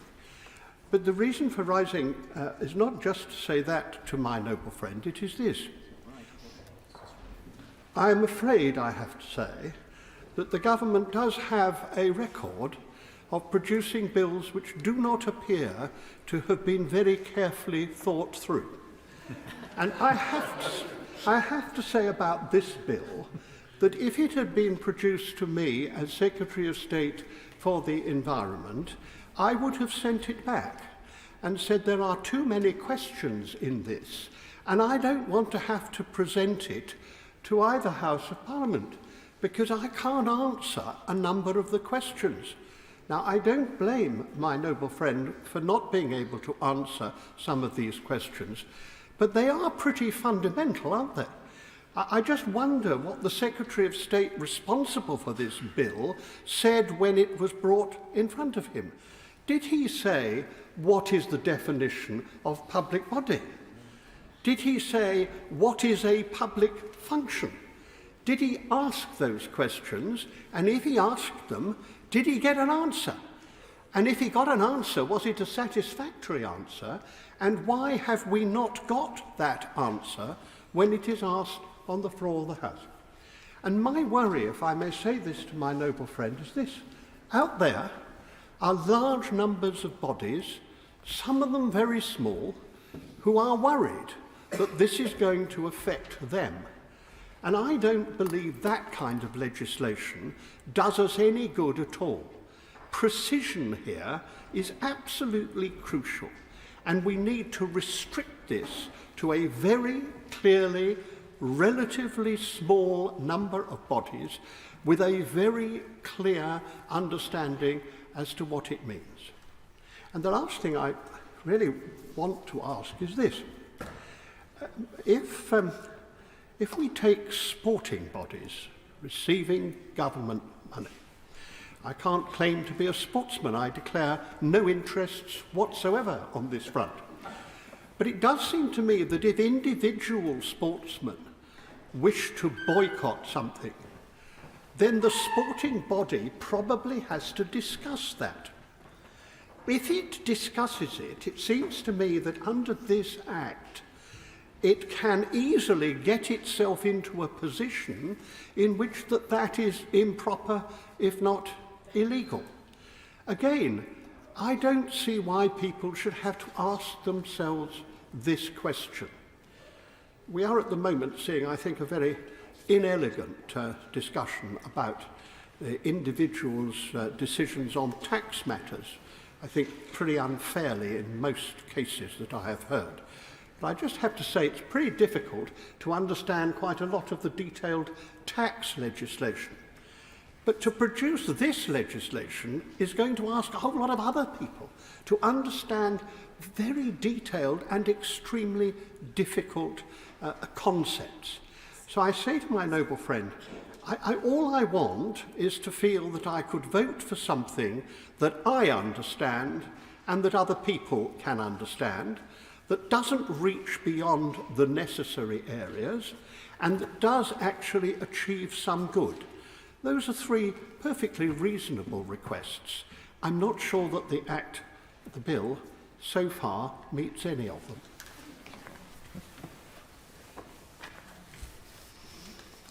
My Lord.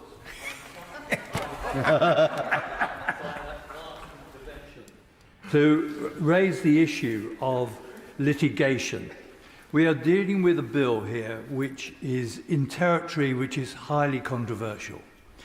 And if this is sloppily defined, we have sloppy definitions in this bill, you do encourage litigation. Yeah. And it would be a strange thing, wouldn't it, if we passed a bill with a lot of problems around definitions, which actually causes, over time, more people to raise issues around sources of investment through the courts. And I have to say, with all due respect to the government of Israel, they have from time to time shown quite an enthusiasm for litigation from time to make their points. And we'd also, picking up from the last group of amendments, we live in a rather different time in terms of who raises money for public services, particularly capital money for investments.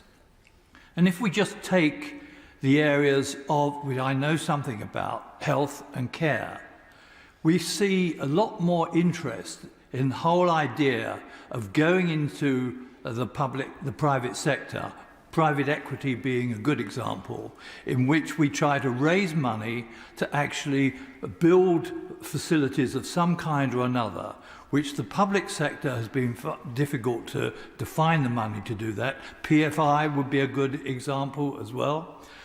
Now, those people who are actually using their funding, raising the funding to actually provide public services, they're performing a kind of public function. And they do then, if we have a sloppy bill, leave themselves exposed to probing where their sources of money are coming from. And you run the risk then of driving these people away from the kind of investments in public service we may need to get some of our old capital structures improved over time. So I do suggest to the House that if we don't tighten up these definitions, we run a series of risks which are self-defeating to any government.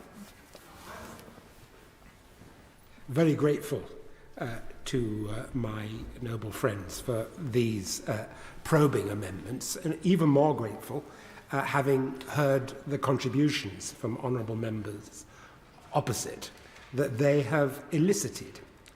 And a number of very serious questions have been raised about ambiguity and lack of clarity. And I do hope the Minister, in replying, isn't tempted to say to us words meant to reassure, don't worry, everything will be all right, the Secretary of State will decide. Because I must confess to the noble lady, the Minister, that the older I get, the less confidence I have in Secretaries of State. And I suspect that in a few months' time, she will begin to have less confidence than she currently has. And there's a good reason for that. It is that all of us, actually, on whatever side of the House we're at, need to be wary of overpowerful government. All of us need to be careful of overpowerful government. And I reflect on times and I hope she's able to answer this question, in which those who have provided nurseries, and in providing nurseries, have also provided fruit for children on the basis an apple a day, an orange a day helps, when people who have run such nurseries have said, we're not going actually to provide outspam oranges. And the people who have run those nurseries have been a whole range of folk from in the voluntary and charitable sectors. Mothers' unions have run those nurseries and have said we're not going to provide outspam oranges because we know of the oppressive system which has provided those oranges. And they have substituted their values for those of the Secretary of State. And it's a very good job that they did, because their values actually were superior to those of the Secretary of State. And I do want to know whether or not nurseries run by volunteers, nurseries provided by charitable and the voluntary sector, which happen to receive some form of public money from somewhere, are they going to be covered by this measure? Because if they are, it will be no comfort to us or to anyone, and should be no comfort to anyone on any side in this House, that the Secretary of State can be left to decide. I would like, if I may briefly, to intervene in support particularly of Amendment 54, calling for a list to be a comprehensive list to be laid before Parliament. Because I think this debate is getting a bit metaphysical about public bodies. And what it is revealing is, first of all, there is no authoritative shared definition of a public body. And secondly, there is no single authority. So the term public body on which this bill rests is itself very hard to define. And I have two particular observations about this. First of all, we therefore reach out to lists of bodies that have been developed for other purposes in other legislation. And there are candidates around. One candidate is the Freedom of Information Act. And I'm looking across at the Lib Dem benches, because I can vividly remember a debate within the coalition about whether or not universities should be covered by the Freedom of Information Act. And the Lib Dem members of the coalition thought that that information should be available from universities. We had a negotiation as part of some wider deal. We agreed that universities should be covered by the Freedom of Information Act. At no point in those exchanges did people think that meant we were defining them as public bodies. We were simply trying for the purposes of where should the information, what should be covered by the Freedom of Information Act, under pressure from a member of the coalition, it should include universities. It wasn't intended to be an authoritative definition for other purposes in other legislation. So I think it's sensible in these circumstances to say, right, we should just have a list of the bodies for which this legislation is most relevant, not trying to reach out to find some other list or some permanent definition on all counts. And there's a second reason for this, which, if I may say so, is particularly relevant, I think, for us on these benches, because there's a paradox in the Conservative position here, which is that I think the supporters of this bill are quite keen to stop sanctions and boycotts and anti-investment campaigns by as many bodies as possible.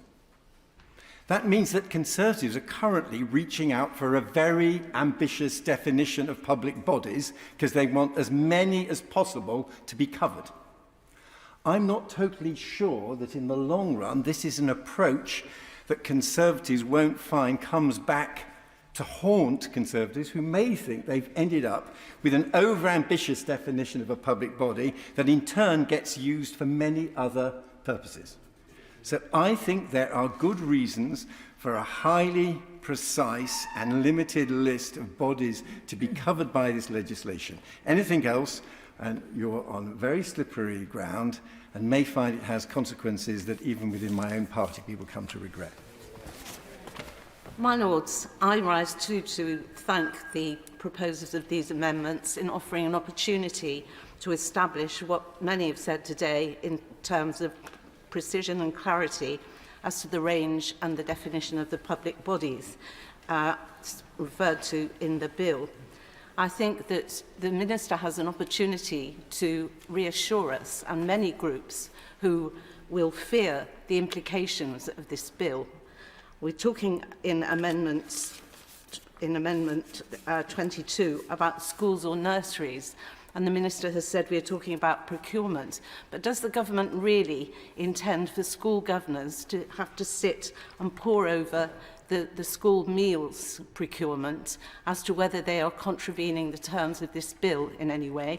And indeed, as Lord Deben said earlier, would they, in even talking about it and taking advice, would they also contravene the terms of the bill? Does the government intend for charity commissioners and trustees to have to take into account the implications of this bill and to face perhaps vexatious challenges to contest some of the decisions that they've already made?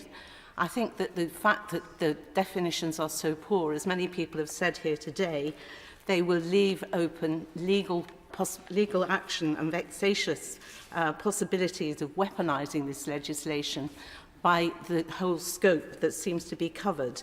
But the Minister can reassure us today, or in writing, that the list of public bodies covered is, as Lord Willett said, closely defined and clearly identifiable by those whom it affects.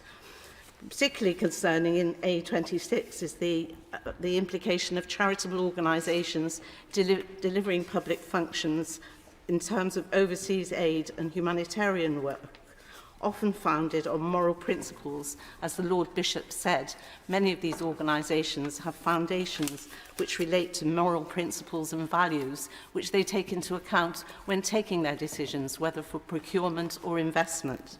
And I do believe territorial considerations must also be key to the functioning of these groups and these charities. So I agree that we need a clear definition, and I would also like to understand and be reassured by the Minister of the reason for the additional powers being given to ministers in the last amendment on this list.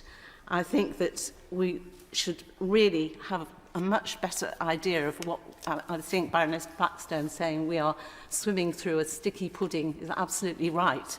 We are totally unclear about the terms of this and the scope of this bill, and I hope that we may be reassured in the course of this process of committee on the bill. Mm-hmm. Questions relating to public bodies, the issue of what constitutes a public body. My major interest in this bill is sections 12 and 13 about local government pension schemes. Now, it's interesting that it requires a separate section of this bill to deal with local government pension schemes. It clearly indicates that these organisations are not public bodies, and yet the government's commitment was in relation to public bodies, and yet the bill is being extended to these other organisations which require their own section in the bill, clearly not being covered by the general term of public bodies. Perhaps the Minister could confirm, or the noble lady, the Minister, could confirm or explain that particular point. But I've got a different point relating to pension schemes. Some of these public bodies, which we've been talking about, have their own funded pension schemes, which are making investment and procurement decisions. Now, as I understand it, because they are separate trusts, they are not themselves public bodies. But they belong to a public body, they are associated with a public body, so it is possible within the bounds of trust law for those pension scheme trustee bodies to consider a decision that might potentially fall foul of this legislation.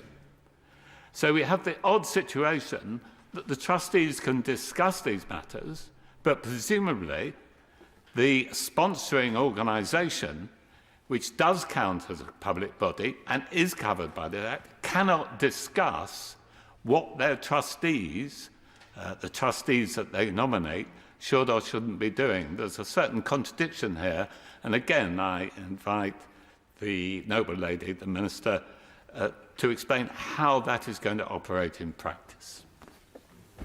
My Lords, can I just briefly go back to the government's own list of public bodies, which is on gov.uk. And of that list of public bodies, for the Department for Education, there are 18 listed, none of which are universities. Can I also mention the noble lady, the Minister's reference to overlapping definitions in the bill? Because I've been sitting here and thinking about that and wondering where the University of Buckingham sits in the government's concept of where universities lie, because that is a private university, but one which is fulfilling exactly the same functions as all the other universities in the UK. And those other universities are, of course, exempt charities. And so we are on a whole series of conflicting paths here with just one aspect of the definition of public bodies that this bill seems to wish to encompass. So I'm raising these issues so that the noble lady, the Minister, can perhaps give us some of her thoughts on these overlapping definitions and where they actually sit within the bill. My Lord, quickly, we are in the territory of the chilling effect, aren't we? If there are a very large number of bodies which are not going to be sure how far they come within the scope of this Act, they are going to be very nervous about doing things which they would otherwise do. That is why leaving it so unclear as to how far the definitions of this bill stretch over the sector in which public and private institutions, public and private functions overlap so closely is highly undesirable. My second point is that this clearly is going to require very substantial subordinate legislation, and I think it is the sense of this House that it's a bad thing to pass bills which need too much subordinate legislation. Yesterday, the noble Lord Hayward, whom I regard as an extremely good friend, said to me that the subordinate legislation under the Elections Act, which we passed last year, is now approaching 1,000 pages, and that the Electoral Commission is spending a considerable amount of its time providing guidance for local authority electoral registration officers on what this means for them. That's bad legislation. We want to avoid that again here. Thirdly, there have been occasions, as others have, where lists of public bodies have been provided. The Minister will remember the SI on trade union levies being taken or no longer being taken automatically from pay scales by particular public bodies, which had a list at the end in the schedule of over 200 public bodies, which included some quite interesting ones like the Scottish Salmon Council and various semi-charitable local institutions to do, as I remember, with care homes and with nurseries. Fourthly, just to add on the question of universities, where universities are most concerned, of course, is whether the student loan book, which is a very large sum, is or is not included on the Treasury's calculation of national debts. That's not a marginal issue. It's quite important. And that is why definitions like this and how they're used by different parts of government and recognised by the courts are extremely important. In the previous group of amendments, I did explain that I was concerned about the lack of certainty involved in the definitions. I do feel, however, that the debate on this group of amendments has engineered more uncertainty than, in fact, exists. My noble friend, the Minister, explained that they used the Human Rights Act definition because there is 25 years of jurisprudence, and the noble Lord Stevens helpfully suggested that the government would update their understanding of what that definition means. I believe that most of the bodies know whether or not they are subject to the public sector duty that's involved in the Human Rights Act. Not everyone, and there are certainly issues at the margin, but I do think we need to get this in proportion. I suspect that most of the bodies that the Right Reverend Prelate referred to, for example, know already whether or not they are subject to the human rights duty in Section 6 of the Human Rights Act.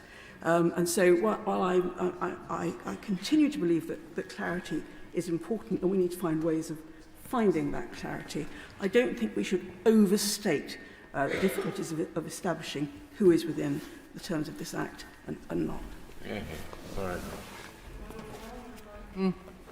Ask the Minister if she could comment on the actual functions of some of these so-called public bodies. I assume that schools will be regarded as, secondary schools will be regarded as a public body. But they have a wide range of functions focusing on educating the children who are pupils there. But they are also responsible for their school buildings, their development, their improvement. So if you take an example of a school that has an extremely rich alumnus who wishes to reward the school for the excellent job it did in educating him and allocates to the school a very large sum of money to put up a completely new building, is that going to be caught by the scope of this bill so that the school has to decide whether it is going to be found to be breaking the law because it takes into account moral and ethical considerations in its purchase of goods for providing a very large new school building? These are the sort of questions that people are going to be faced with, and I'm not sure that the governors of most state secondary schools will be terribly familiar with the Human Rights Act, Section 6 of it, and nor will they find it that easy to get advice about it. So perhaps the Minister could comment on that sort of situation. I take the point that Baroness Blackstone has just made in respect to schools, but I would also agree with the point that Baroness Noakes made about the jurisprudence which has arisen that has clarified this for a number of institutions, including, I think, the Right Reverend Prelate the Bishop of Manchester will find for the Church of England. In fact, I believe the first case to test whether or not a body in the church was indeed a public authority was Aston Campbell Parochial Church Council, who were trying to exact a chancel repair charge, and the appellate court of the House of Lords at the time, Lord Hope, deemed that clearly the Parochial Council was not a public authority. So there are many details that have been laid out by the courts quite clearly over the years, but if the government could actually adduce that onto a single sheet of paper in the way that's been described, that would be very helpful.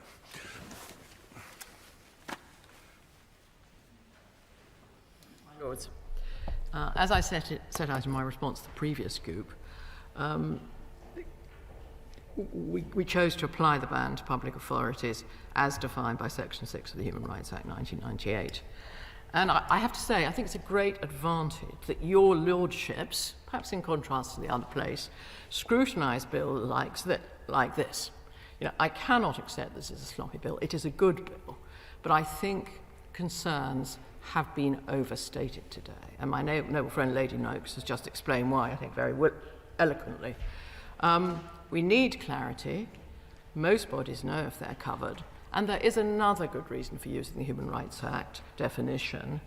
And I'm obviously happy to look further at its implications, as I've already said. The government, of course, intended to apply this bill to a broad range of bodies when exercising public functions. This was to ensure a consistent approach to foreign policy across the UK's public institutions, to stop public bodies legitimising divisive campaigns, which can undermine community cohesion, and allow public bodies to focus on their core purpose when engaging in procurement and investment. And that was the intention of the manifesto commitment that I mentioned during the last group. And the group of the amendments here seek to probe rightly the scope of the bill's definition of public authorities. They also probe the need for the power to make exceptions to the ban, and I'll try to address them in turn. I should say that I'm very glad that the Right Reverend Bishop of Manchester has joined the debate. The Church of England would only be in scope of the bill to the extent it exercises public functions, and we've heard a little bit about the interpretation of that in the courts. Before I address the specific amendments, I would also like to remind the House that the bill is not creating any new criminal offences. I think that's a very important point. And I'd also like to take the opportunity to address the point raised by the Noble Lord Boateng and the Noble Lady Chapman, and picked up by my noble friend Lord Deben, on orchestras. Orchestras are very unlikely to be regarded as public authorities. However, withdrawing from an event is unlikely to be regarded as a procurement decision for the purposes of our bill. The definition of procurement decision does not include contracts where it's the public authority providing the service. And I'd also like to reassure the Noble Lady that defence contracts, the Noble Lady who raised it, defence contracts are also exempt from the bill. In addition, for contracts in scope, the bill already contains an exception to the ban for national security considerations. In practice, for cases reported to an enforcement authority, it will look at whether the public authority has regard to any of the exemptions to the bill, for example, the national security exemptions, during the decision-making process. And evidence of this might include if the public authority shows it was following guidance from the UK government or became aware, for example, that a supplier was engaged in espionage. Amendments 26 and 23 probe whether charitable organisations would come under the scope of the bill. Charities would only be captured by the ban if they are performing public functions, and it's the government's understanding that most charities will not be covered by this bill, and I hope that provides reassurance to noble lords. Checking the relevant parts of the bill in relation to enforcement. The noble lady said that there's no new criminal actions arising from this bill. What we do have is the power of the Secretary of State to have enforcement powers that include monetary penalties.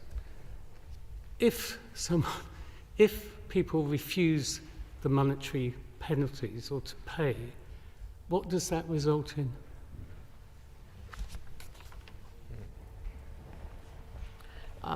Perhaps I can continue on the points that have been raised in debate and come back to that point. It's a very reasonable question.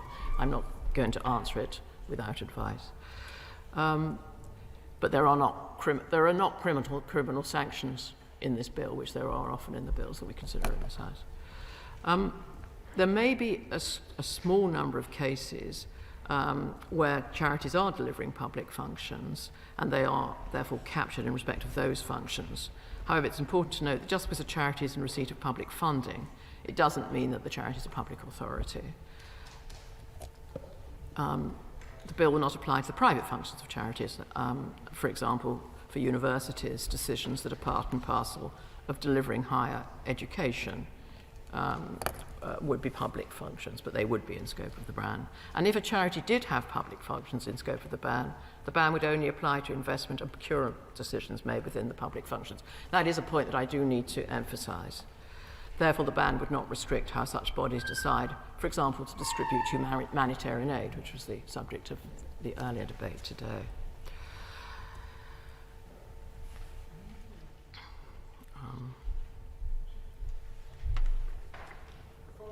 Yeah, sorry. Lady the Minister sits down. I think she's misunderstood, or those who advise her have misunderstood the point that I raise in relation to the orchestra. The orchestra is putting on a concert version of The Rite of Spring. It is doing that as part of a Stravinsky festival. That festival is being held in a number of cities throughout the world. It is booked to appear at the new Opera House in Dubai.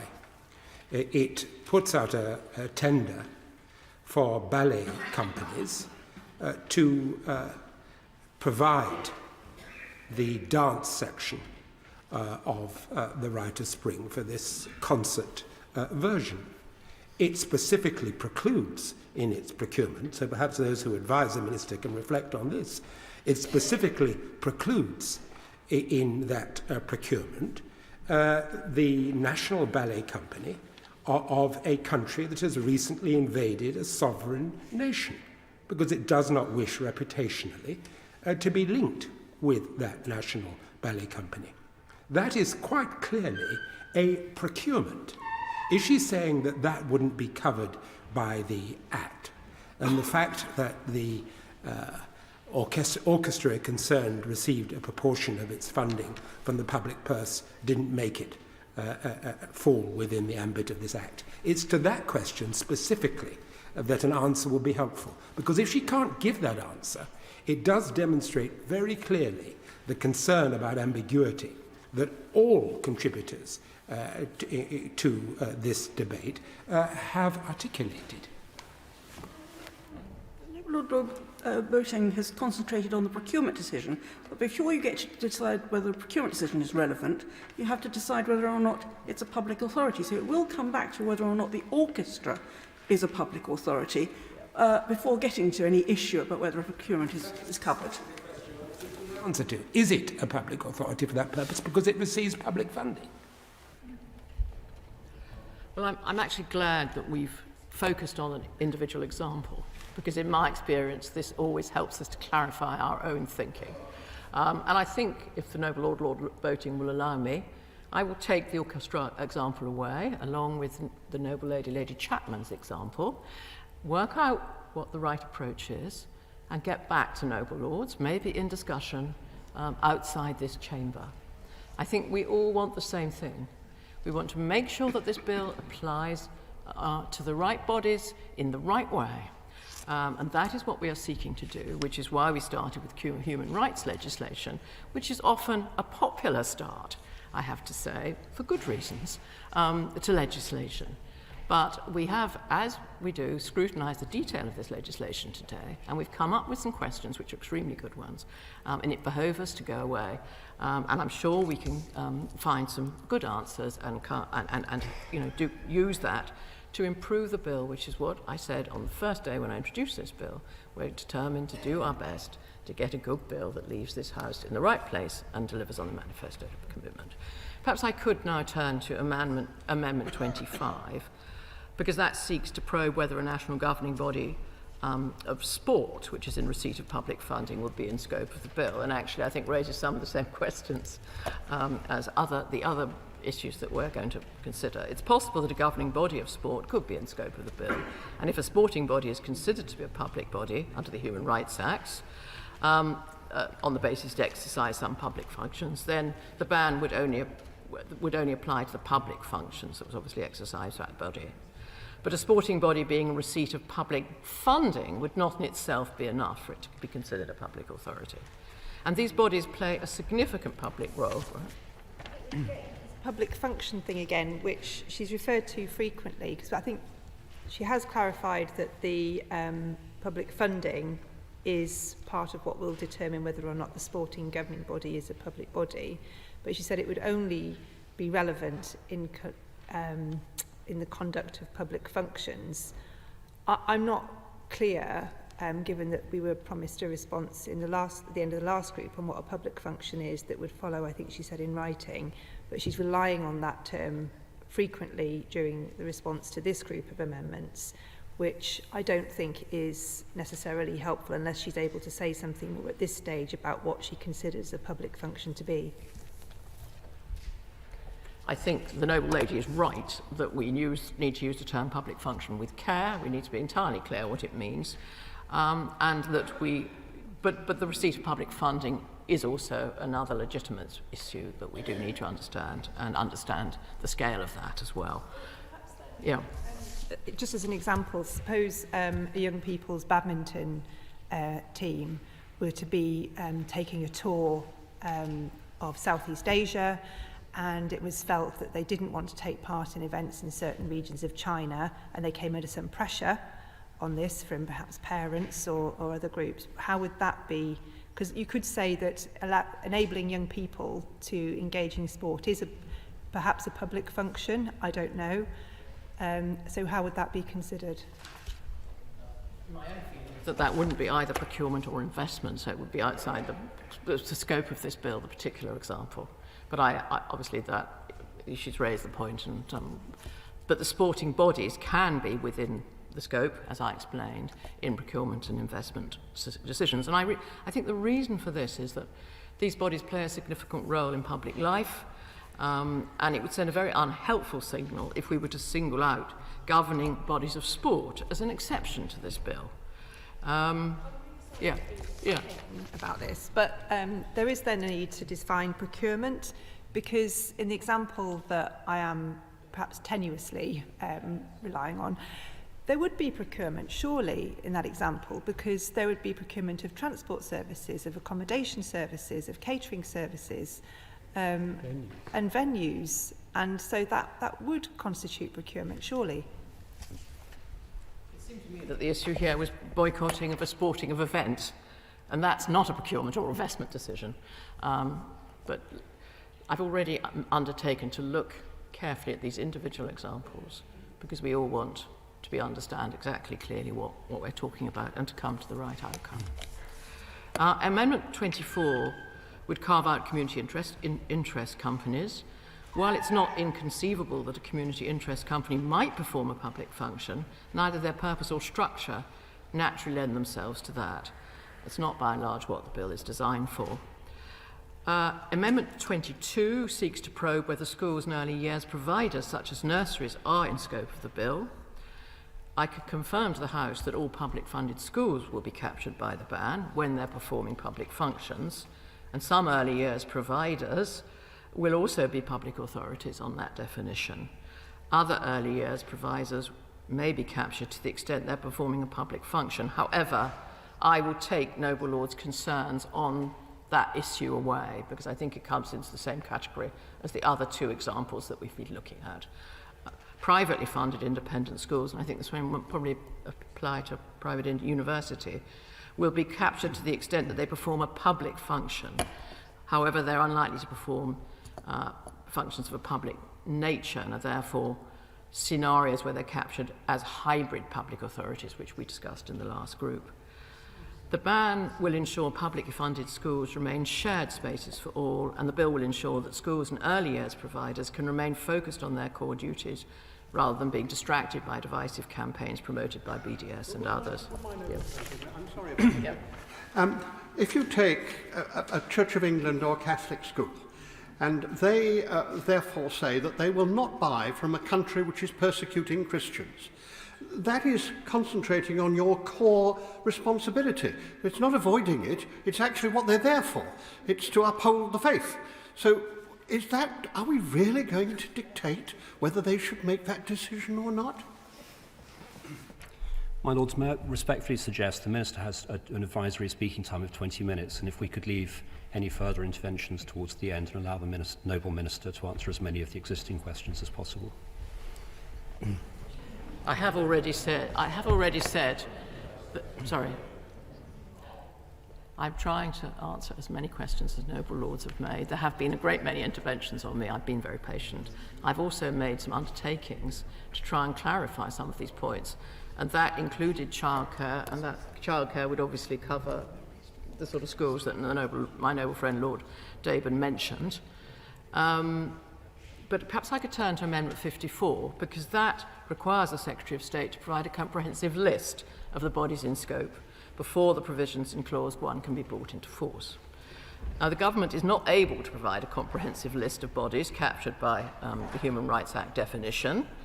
However, I've tried to be clear on the categories of bodies, so that includes, just to repeat, central government agencies and non-departmental bodies, UK government ministers and devolved ministers, local authorities, administering authorities of local government pension schemes, universities and higher education providers with public funded functions, publicly funded schools, and some museums and galleries in receipt of significant public funding. And as with any definition, there will be further cases at the margins of the definition where it is impossible to generalise without the full facts of the case, and that's, of course, where the courts come in. Legislation often uses general definitions, for example, the Human Rights Act, from which we have taken the scope, or the scope of bodies covered by obligations under public procurement legislation. But finally, I'd like to turn to Amendment 14A.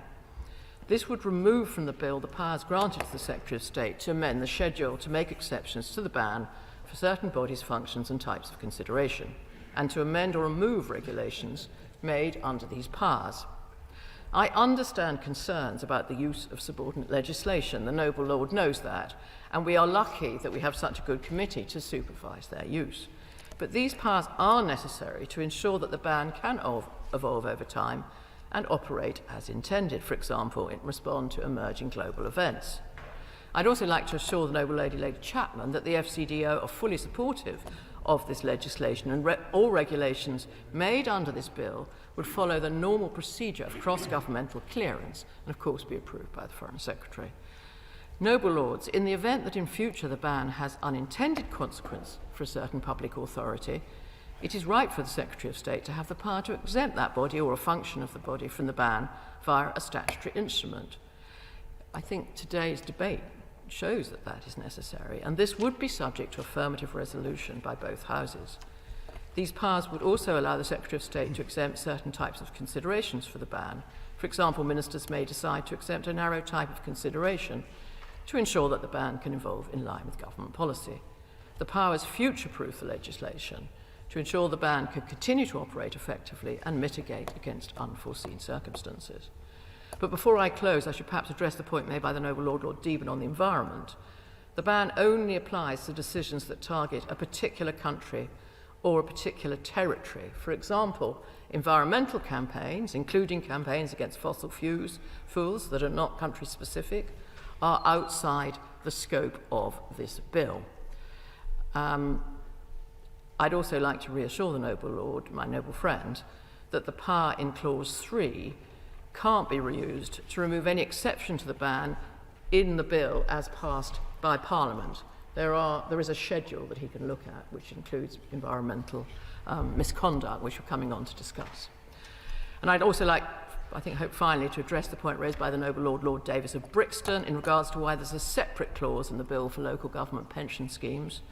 The administering authorities of local government pension schemes are public authorities under Section 6 of the Human Rights Act. Capturing administering authorities of LGPS in a bespoke provision means that the pensions regulator can use its existing powers and procedures to enforce the BDS ban for the administering authorities of LGPS. That avoids the pensions regulator setting up a separate enforcement system for the bill. But I'm happy to have a discussion with him, as we often discuss pensions issues, which are of limited interest sometimes to the whole House.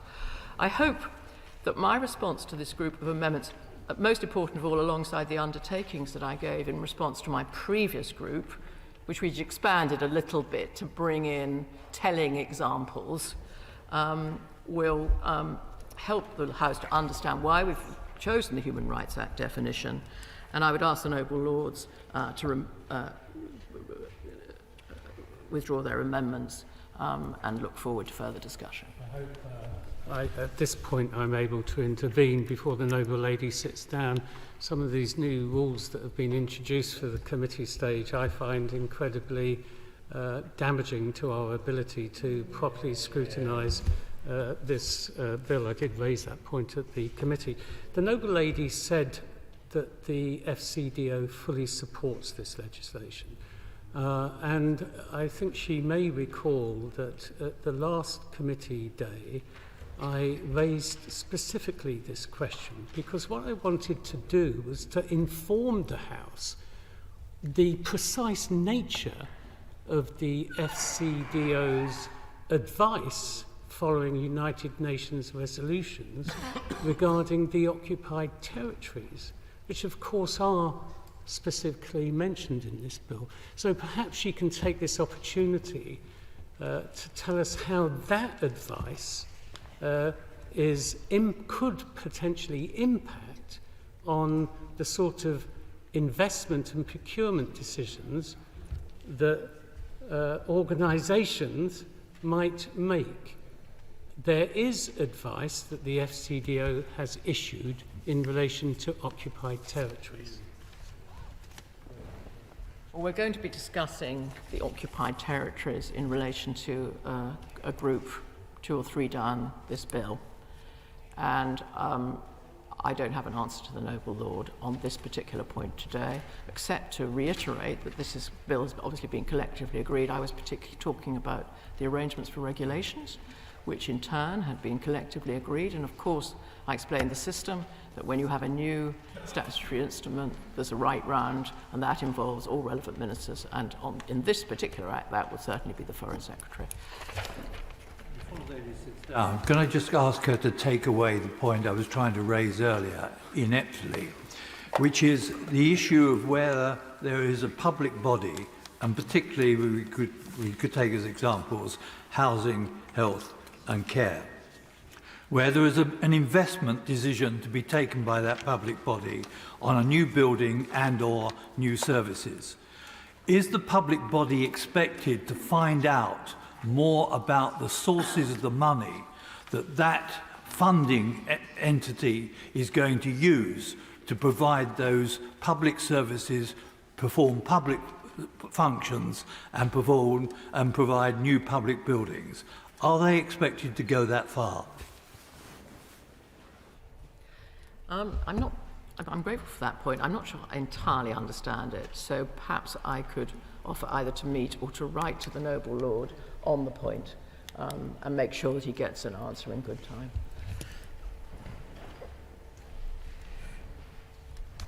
My Lords, I wasn't expecting that group to elicit quite the debate that it did, but I thought it was incredibly helpful and welcome in just exposing quite, and Lord Warner described it as sloppy, and I think he does make a fair point. The Minister said that she didn't like that phrase, but given that we've been unable to agree a definition of a public function, we've been unable to elicit a proper definition of procurement, and we haven't agreed what a public body is by any means. I would have to agree with Lord Warner. This isn't us being mendacious or deliberately creating problems for the government, although that, you could argue, is a fair thing for the opposition to want to do. That's not what we're doing here.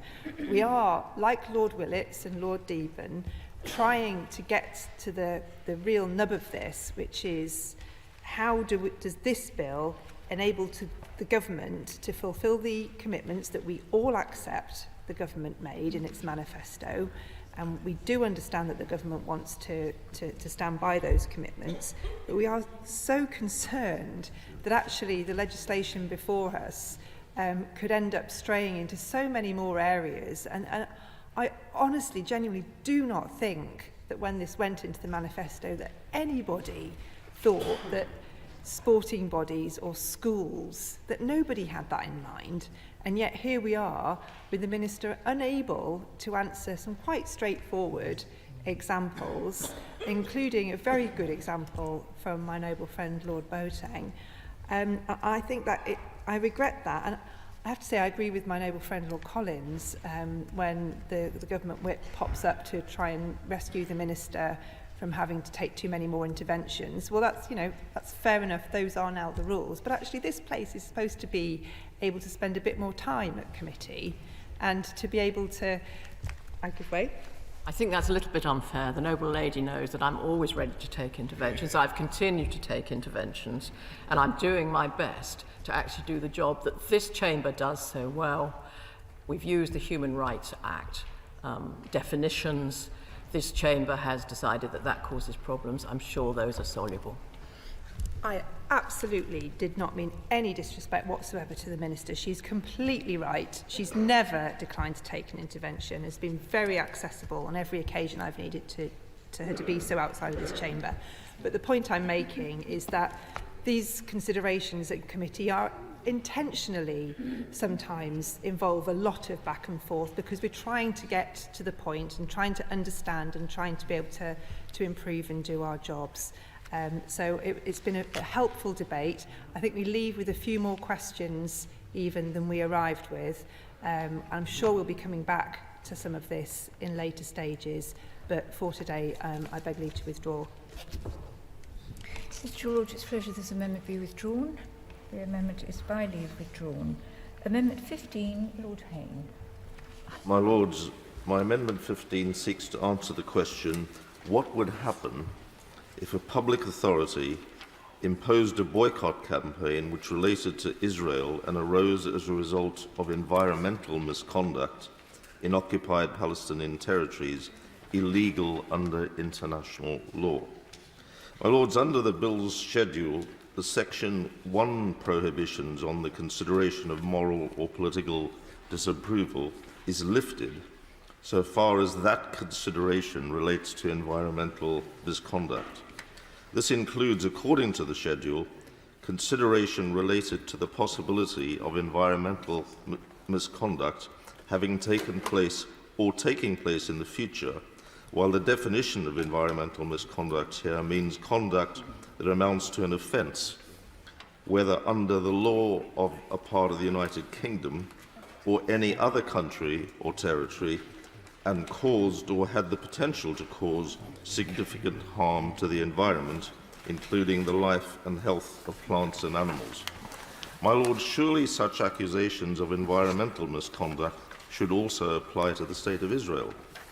There's credible evidence that Israel is engaged in environmental misconduct, particularly through the actions of the Israeli Defense Forces in its occupation and military actions.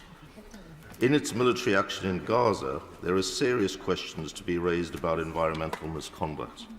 Dr. Saeed Bagheri, scholar of international law at the University of Reading, stated in January this year that there may be evidence, and I quote, to suggest that they, Israel, have acted contrary to the International Committee of the Red Cross position that the prohibition on inflicting widespread, long-term and severe harm to the natural environment is a rule of customary international law, end quotes. He added, and I quote again, "The actions by the Israeli Defense Force in Gaza have left chemicals from white phosphorus weapons that could linger in the environment for years.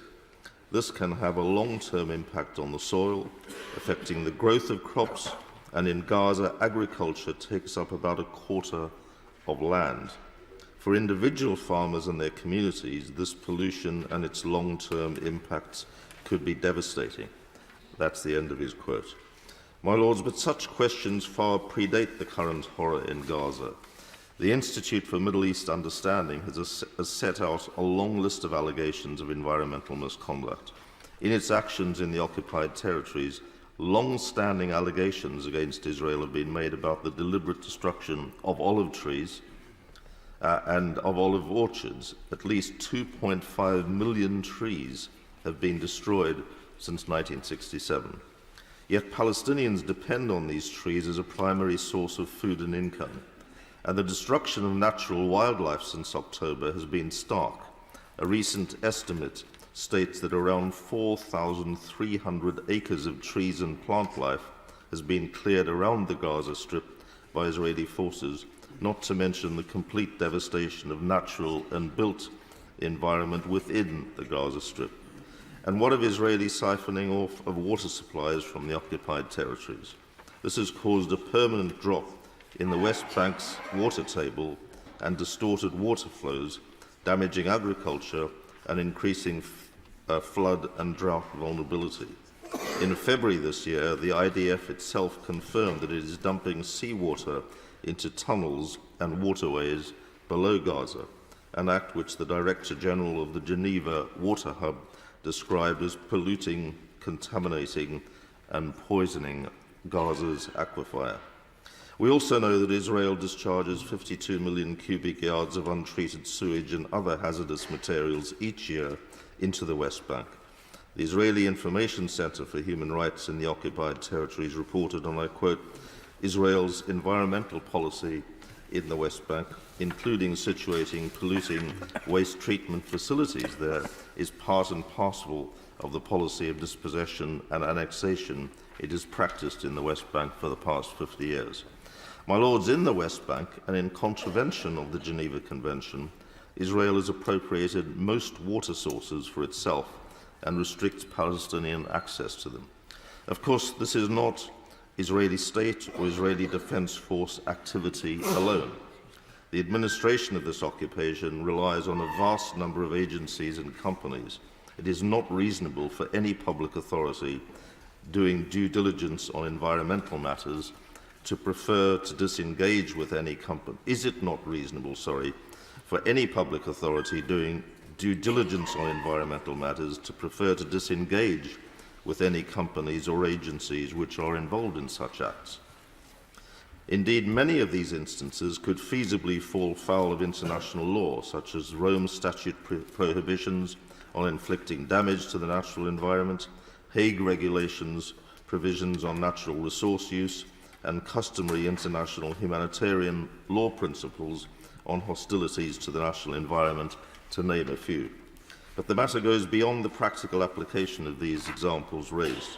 The question is also, can we exempt Israel and the occupied territories from schedule considerations without denying the very real possibility, now or in the future, of Israeli state or corporate environmental misconduct? My Lords, Israel's human destruction of Gaza is being compounded by environmental crisis. In Rafah, large family groups have been living cramped together with no running water, no fuel, and surrounded by running sewage and waste piling up. Like the rest of Gaza's residents, the air they breathe is heavy with pollutants, and the water carries disease. Beyond the city streets lie ruined orchards and olive groves and farmland destroyed by bombs and bulldozers. Forensic Architecture, a London-based research group, has shown how family farms close to Gaza's border with Israel, cultivated for generations, have been destroyed, their orchards uprooted and replaced by military roads. Israel has suggested it could make this sort of thing permanent to create buffer zones along the border where a lot of Palestinian farms are sited. My Lords, an analysis of satellite imagery reported by the Guardian newspaper recently showed the destruction of nearly half of Gaza's tree cover and farmland, mainly because of the military onslaught by the Israeli Defense Force, but also because, starved of fuel, desperate Gaza residents have cut down trees to burn for cooking or heating. Not only have olive groves and farms been reduced to rubble, but soil and groundwater have been contaminated by munitions and toxins. The sea is full of sewage and waste. The air is polluted by smoke and particulates. The impact on Gaza's ecosystems and biodiversity is colossal, leading to calls for it to be recognized as ecocide and investigated as a possible war crime. United Nations environmental experts report massive amounts of debris and hazardous material in Gaza, with harmful substances like asbestos, heavy metals, fire contaminants, unexploded ordnance, and hazardous chemicals. When Israel cut off fuel to Gaza after the 7th of October terrorist pogrom, power cuts meant wastewater could not be pumped to treatment plants, leading to 100,000 cubic meters of sewage a day spewing into the sea. The sheer scale and long-term impact of all of this environmental destruction has led to calls for it to be investigated as a potential war crime and to be classed as ecocide, which covers damage done to the environment by deliberate or negligent actions. My Lords, under the Rome Statute, which governs the International Criminal Court, it is a war crime to intentionally launch an excessive attack, knowing that it will cause widespread, long-term and severe damage to the natural environment. The Geneva Conventions require that warring parties do not use methods of warfare that cause, and I quote, widespread, long-term and severe damage to the natural environment. My Lords, Forensic Architecture argues, and I quote, the destruction of agricultural land and infrastructure in Gaza is a deliberate act of ecocide. And so I put Amendment 15 to your Lordship's House with the intention of asking, how should a public authority act if it wishes to disengage with a company or enterprise which may be involved in acts such as these, which could amount to environmental misconduct under UK or international law, if that company is Israeli or if it engages in alleged misconduct overseen by the State of Israel? The bill is clear that the schedule considerations override Section 1 prohibitions or boycotts, but it is not clear whether the schedule also applies to Clause 3, which likewise overrules Section 1. This could present a glaring contradiction in the current formulation of this bill, and one which I very much hope the Government and the Noble Lady, the Minister, will respond to, which needs to be resolved through this amendment, which I very much hope that the Noble Lady, the Minister, will accept and hopefully come back to report having accepted it to deal with this matter. My Lords, I rise to speak to my... Sorry. Amendment proposed, clause 3, page 2, line 24, to insert the words printed on the marshalled list. My apologies. I rise to speak to my two amendments here, 32A and 32B. And 32A expands the environmental grounds on which a public body is allowed to make certain economic decisions. And 32B is the definition of environmental misconduct. It extends the definition of environmental misconduct to include damage, regardless of whether it's legal or illegal, and to include species, habitats, and the natural world. Now, it is actually quite positive that this bill at least does recognise that public authorities should be allowed to consider environmental issues when deciding whether to spend taxpayers' money on goods and services purchased from outside of the UK, or how to invest the pensions of public sector workers and retirees. However, this environmental carve-out is far too narrow, and I don't understand why public authorities be forced to ignore environmental destruction as long as that destruction isn't a criminal offence. I've worked closely with Friends of the Earth on these amendments, and they were also tabled in the Commons by my honourable friend Caroline Lucas. We're all deeply concerned about this fundamentally flawed bill and the impact it will have on public bodies' legitimate procurement or investment decisions about companies or products that are destroying the natural environment, including pollution overseas and climate breakdown. All public bodies must be free to avoid investment in fossil fuels, which are contributing to climate breakdown. And this bill sets out an uneven treatment between local or UK-based businesses and foreign enterprises, particularly where those are owned or controlled by a foreign state. A local council will remain entitled to refuse to purchase timber from a business that is clear-cutting their local woodland, but if it's a foreign country linked to a foreign government, then they will be prohibited from even considering the impact of clear-cutting woodlands and rainforests around the world. These types of considerations are quite routine, even mundane now, so-called ESG criteria among both public and private sector. So public authorities should be entitled to consider the same types of environmental issues that they would consider if they were interacting with a UK-based business. There's no justification for it to be any other way other than a totally misguided belief that the nature, land, air and water in the United Kingdom is inherently more valuable or deserving of protection than that existing outside of the United Kingdom. It does sound slightly colonial to me. Why has the government chosen to draft this so tightly so that the only environmental considerations are whether or not the environmental damage constitutes a criminal offence? I hope the Minister can see the glaring flaws in this approach and the obvious harms it will lead to. So I want to ask noble lords across the House, including the Minister, to work with us on this issue so that we can bring something that we can all support to report stage. Because environmental crimes must not be set as a bar beyond which anything goes in terms of public procurement and the investment of public pensions.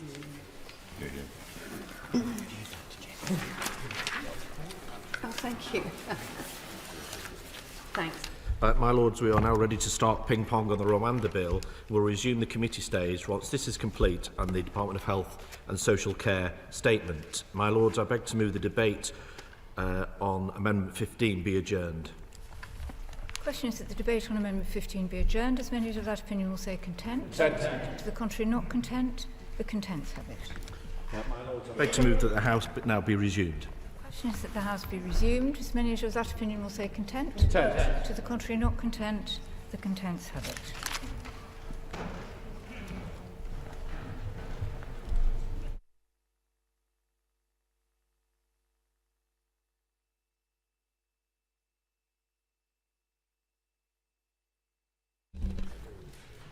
Message from the Commons that they disagree to the amendments made by the Lords to the Safety of Rwanda, Asylum and Immigration Bill, for which they assign reasons.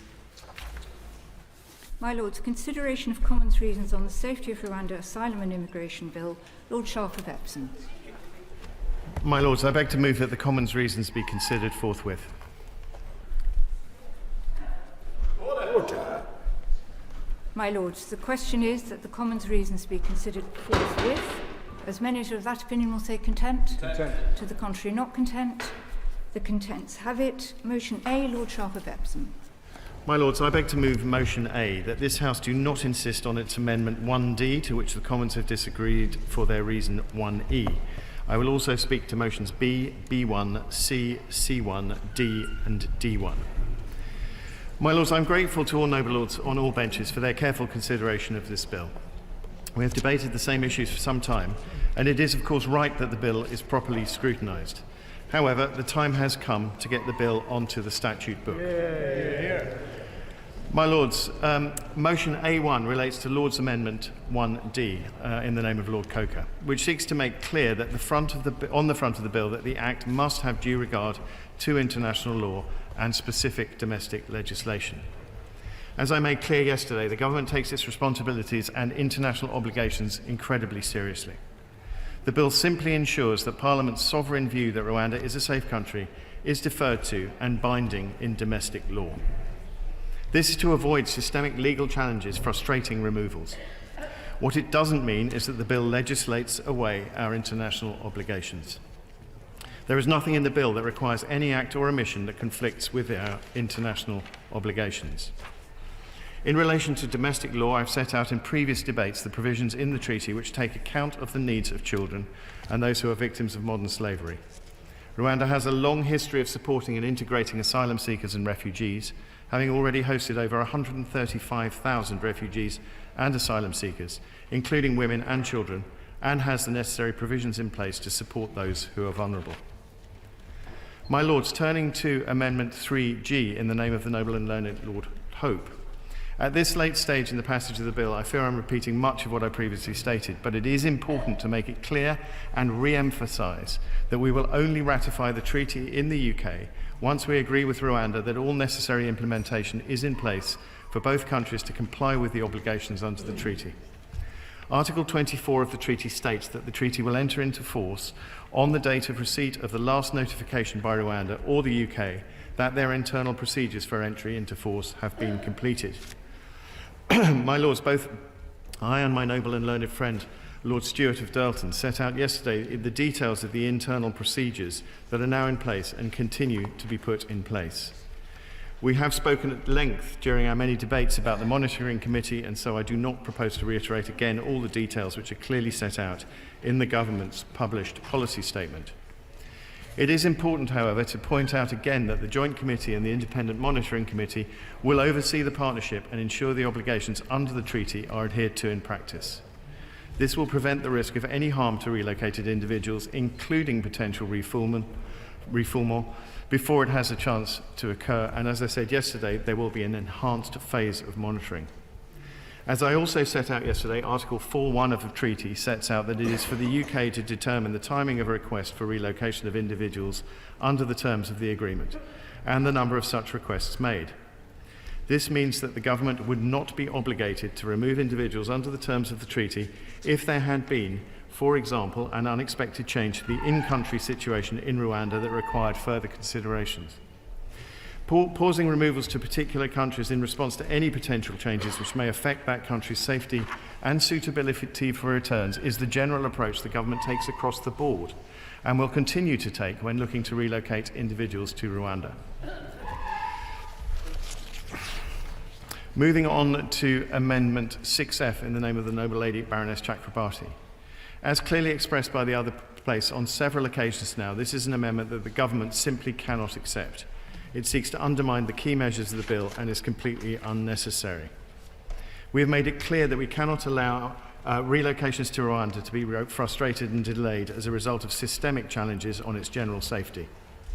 In this context, the safety of a particular country is a matter for Parliament, and one in which Parliament's view should be sovereign. The evidence we have provided and the commitments made by the United Kingdom and the government of Rwanda through the internationally binding treaty enable Rwanda to be deemed a safe country. This bill makes it clear that that finding should not be disturbed by the courts. And turning to motion D, which relates to Amendment 10F in the name of the noble Lord Brown. As I said yesterday, and I'll again reassure Parliament that once the UK SF ARAP review has concluded, The Government will consider and revisit how the Illegal Migration Act and removal under existing immigration legislation will apply to those who are determined are eligible as a result of the review, ensuring that these people receive the attention they deserve and that they have earned.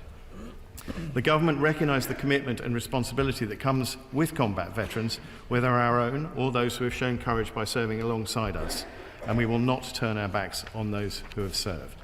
My Lords, I beg to move. Question is that motion A be agreed to. I wish to speak to motion B1 as an amendment to motion B, that at the end there be inserted the words and do propose amendment 3G as an amendment in lieu of amendment 3E. My Lords, I've asked for a further amendment in lieu to be put down because I believe I have raised important issues which need to be resolved before the bill passes through Parliament finally. As has been mentioned by the Noble Lord the Minister, the Act will come into force on the day on which the Rwanda Treaty enters into force. That means that your Lordships are being asked to say that as from that very moment, and without more, Rwanda is a safe country. But that is not all. Clause 2 of the bill states that as from that date, every decision maker, including the Secretary of State himself, must conclusively treat Rwanda as a safe country. That is so whether or not the treaty has been fully implemented and whether or not at some time in the future Rwanda ceases to be safe. The Secretary of State, just like any other decision maker, will be locked into the proposition that Rwanda is a safe country by the statute, with no room for any escape. It is no use, in other words, for his advisers to say that things still need to be done before all the protections and the systems that the treaty provides for are in place. Nor is it any use for his adviser to say that as these arrangements have broken down, Rwanda can no longer be considered safe. The Secretary of State is required by the statute to disregard that advice. He has no discretion in the matter. That's what the word conclusively in clause 2 means.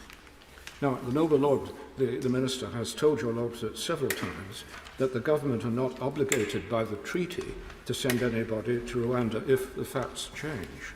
That may well be so, but that is not what the bill says. The Secretary of State is bound by the statute to ignore any such changes.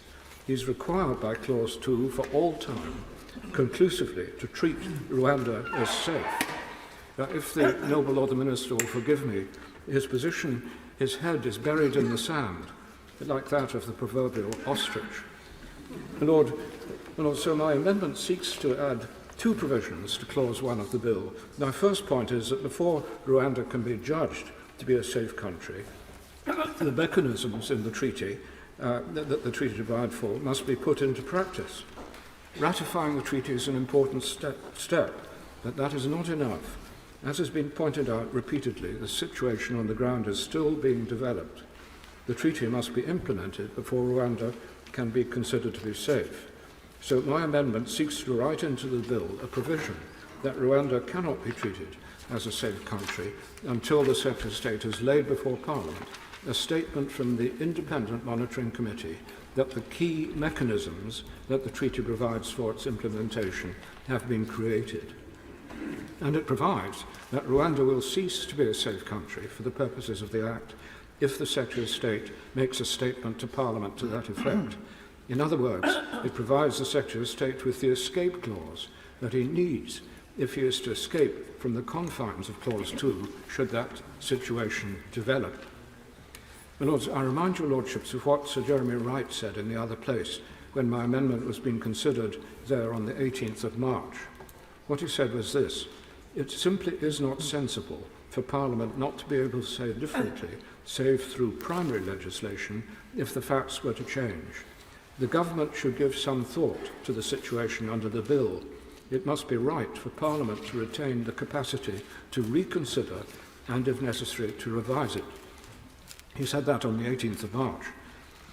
Developing the point this afternoon, he said that I was wrong to give it to the Monitoring Committee, in my amendment as it was then, to decide whether or not Rwanda was safe, as this should be a matter for Parliament. I agree with him. And as it happens, I've already deleted the reference to the monitoring committee from this part of my latest draft. What I'm proposing now is that it be left entirely to the Secretary of State to decide, although, of course, he would no doubt seek the advice of that committee. Sir Bob Neill and Sir Robert Buckland, both of whom spoke in support of my amendment last time, also spoke in support of it this afternoon. Sir Anthony Buckland accepted that there needs to be a system by which it can be verified that the treaty has been fully implemented. He said that to do this would reduce the possibility of legal challenge, and that a reliable method of doing this was to use the monitoring committee to set up by the treaty itself.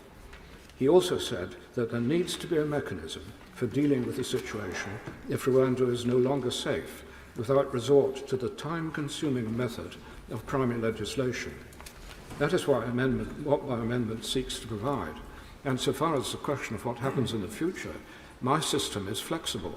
The Secretary of State can come to Parliament and say Rwanda is not safe, but he doesn't need primary legislation, so the Act is still there, and you could come back when the situation is cured and come back again and say, well, I can regard Rwanda as safe now. So it provides not only an escape clause, but also flexibility to enable this Act to continue, if necessary, without the amending legislation. Now, Lords, the Commons' reasons, which are set out in the marshalled list, are exactly the same as last time.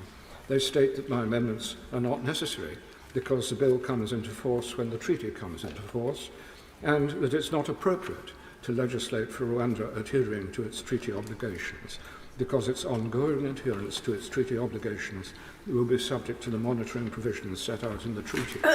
No doubt that is so, but that still fails to face up to what I'm saying on both points. My Lords, in short, the coming into force of the treaty is not enough. We need confirmation, verification, that it has been implemented before we can make the judgment that Rwanda can be considered safe. And it simply is not sensible for Parliament not to be able to say differently, save through primary legislation, if the facts were to change. Lords, I very much regret that I've had to press my points yet again. It's certainly not my intention to obstruct the operation of the bill in any way. The amendment that I'm proposing is necessary to make sense of the bill. It's modest and simple and easy to operate. Lords, the other place needs to think yet again. I beg to move. My Lords, it's an absolute privilege to follow the noble and learned Lord Hope. There are 3 amendments left, B1, C1 and D1. B1, as we've just heard, is the Parliamentary Sovereignty Amendment, because that is what, if I may say so, the noble and learned Lord has just described. If this bill is about restoring sovereignty to Parliament, then Parliament must have an ability to scrutinise the ongoing future safety of Rwanda. Forgive me for paraphrasing.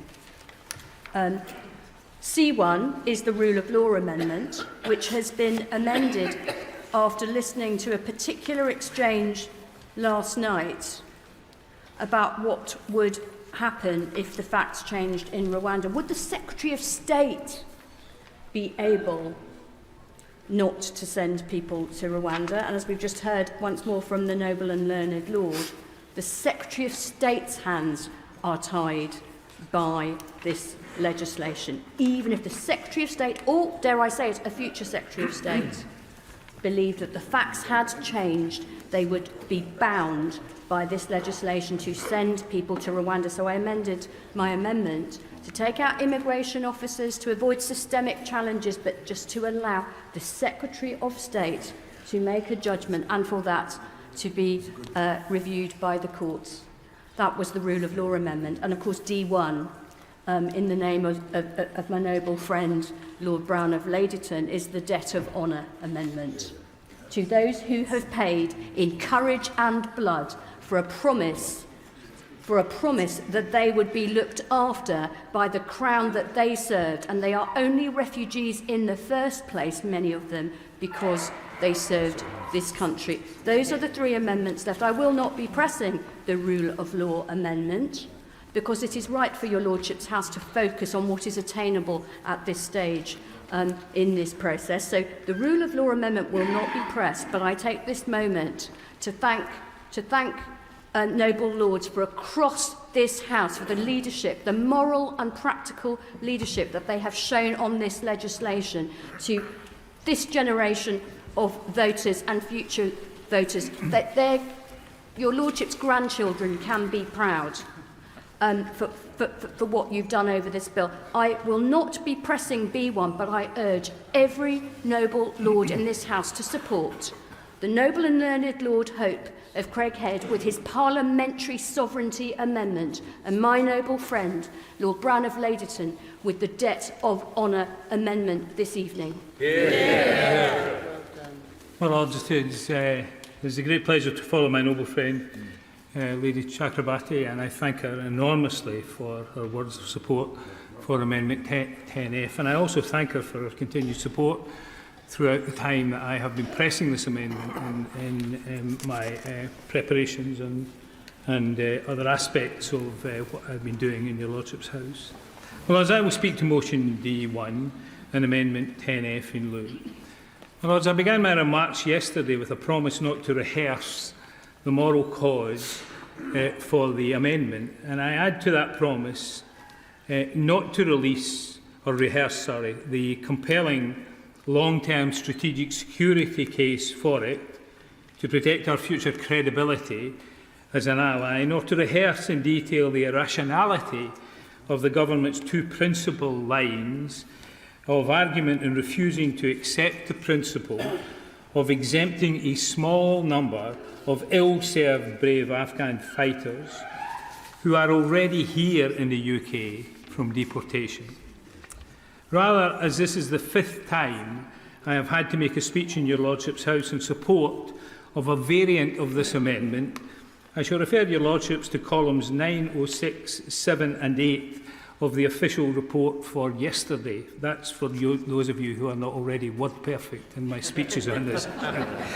My Lords, since yesterday the halls of this Parliament and beyond have echoed to suggestions and in some cases reassurances that we, those who support this amendment, could expect a statement of assurance from the government about the fate of this small body of brave soldiers who fought with our forces in Afghanistan and are only in this dilemma, facing compulsory deportation to Rwanda because of our government's sclerosis, administrative shortcomings and possible venal dishonesty of some forces they served with, that has resulted in the wrongful refusal of the Arab status that they would have been awarded and would have included visas to them, thus enabling them to escape certain death, rather than compelling them to take irregular routes here in the first place.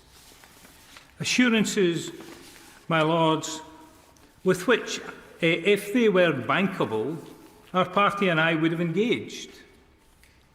Assurances, the promise of which is supported by credible evidence of high-level exchanges, but which were withdrawn this afternoon.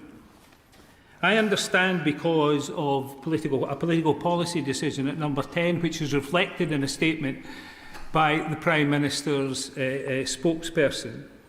I won't read it out to your Lordships, but you can read it for yourselves. So we are now left, my Lords, with the best and noble Lord the Minister, Lord Sharp, for whom I have a great regard, can offer. I will read to your Lordship from column 901 yesterday what he repeated, the assurance he repeated today in his short introductory speech. It is as follows. I turn to motion F and amendment 10D. As we have set out before, the Government recognise the commitment and responsibility that comes with combat veterans, whether our own or those who have shown courage by serving alongside us, and we will not let them down. Once again, I reassure Parliament that once the UKSF, the UK Special Forces ARAP review has concluded, the Government will consider and revisit how the Illegal Migration Act and removal under existing immigration legislation will apply to those who are determined ARAP eligible as a result of the review, And this is the important part of it, because it's the ensuring that they receive the attention that they deserve. My Lords, that's what we have. I don't have any faith, my Lords, in the government's attitude to the brave men and women concerned from that assurance. I don't understand what it means, but I don't have any assurance in this. Given not only the way these individuals have been treated, but the way your Lordship's House and my noble friends have been treated over the last 24 hours.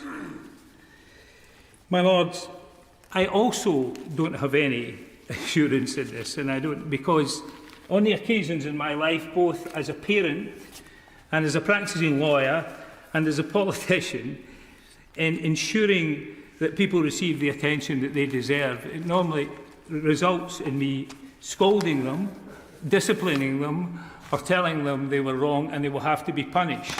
It doesn't seem to me to give any assurance that there will be any possible result, a positive result. It sounds like a threat rather more than anything else. My Lords, I said in conclusion in my remarks yesterday that now is the time to give these people the sanctuary their bravery has earned. This worthless assurance won't do. Therefore, my Lords, I feel compelled to test the mood of your Lordship's House and to send a message to the other place that it's time that they learned the political consequences of their failure not to give either an assurance that is bankable or to accept this amendment. Because, my Lords, there is little, if any, support in your Lordship's House for their failure to do this, and there certainly is no majority support in the country for us to treat these brave people this way.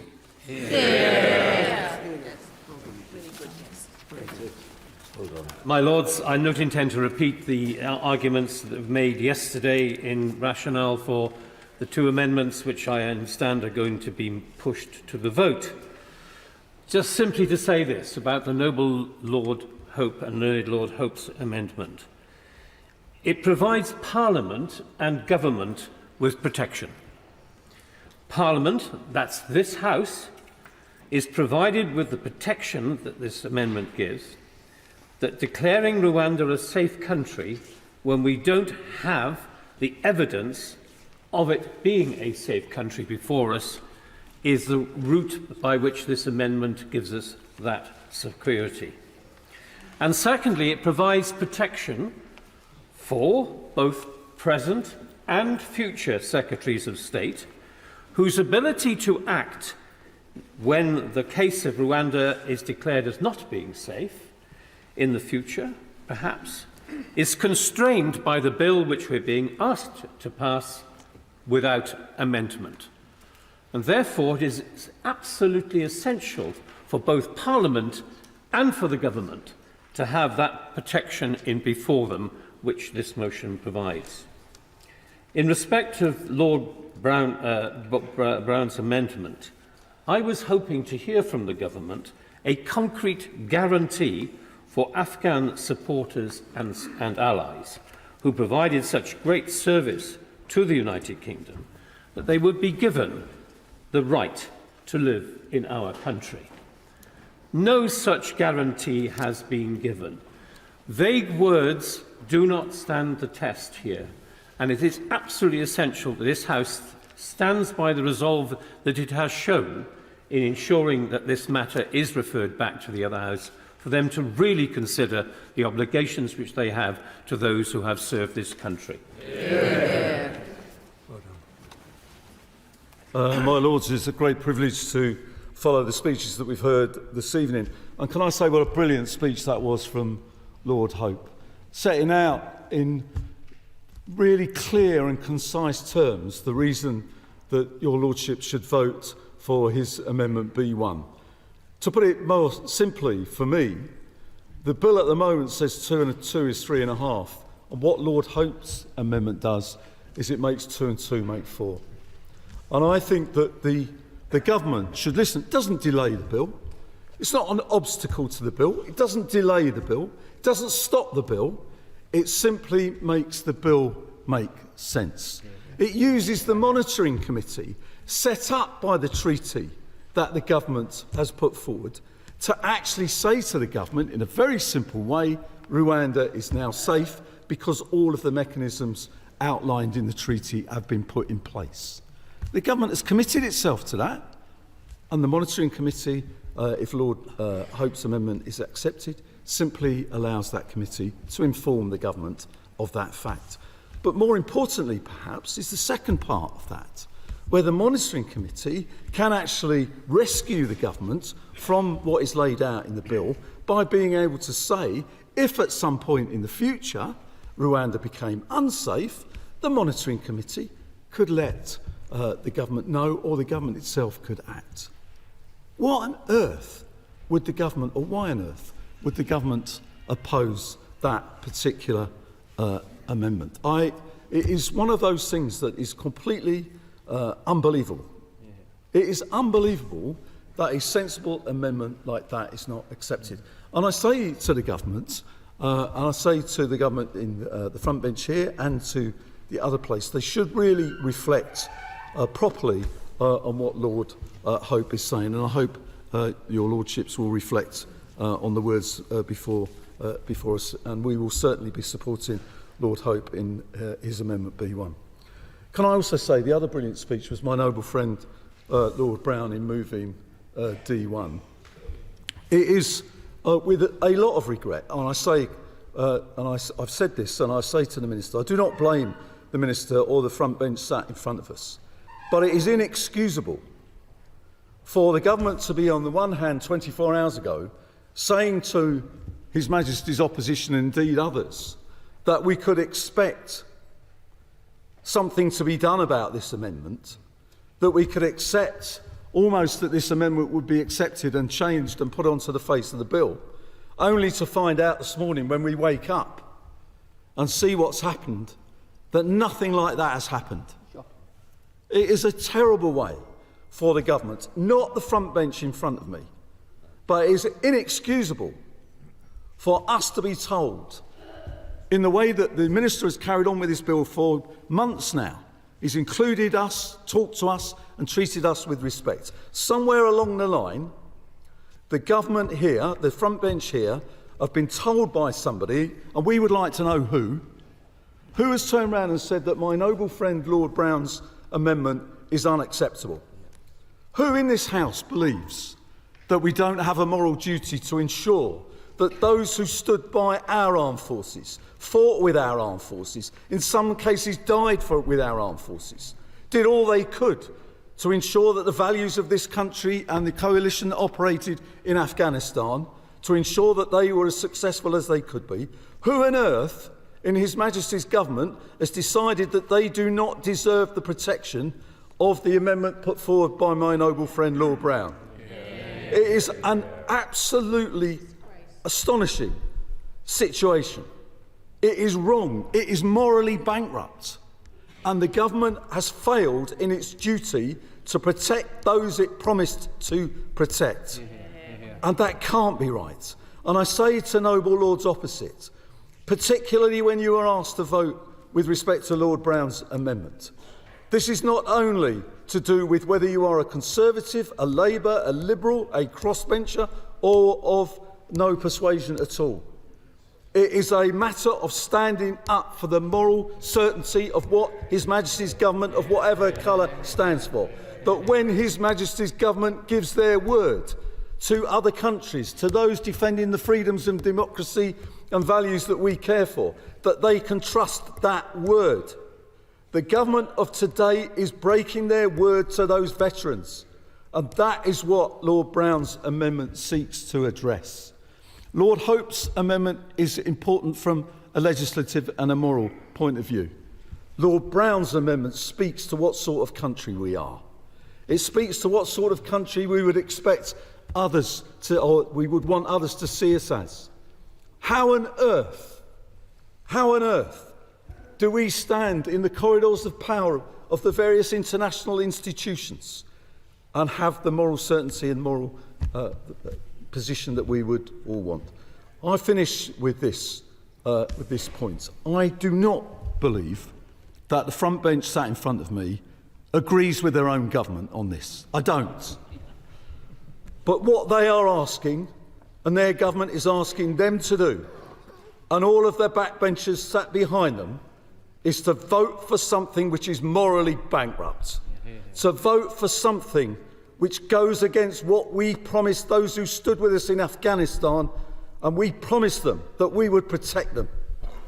And we are not going to do that, because we are not going to pass Lord Brown's amendment if we send it to the other place and the other place doesn't give way. We are not going to exempt them from the provisions of this bill. That can't be right.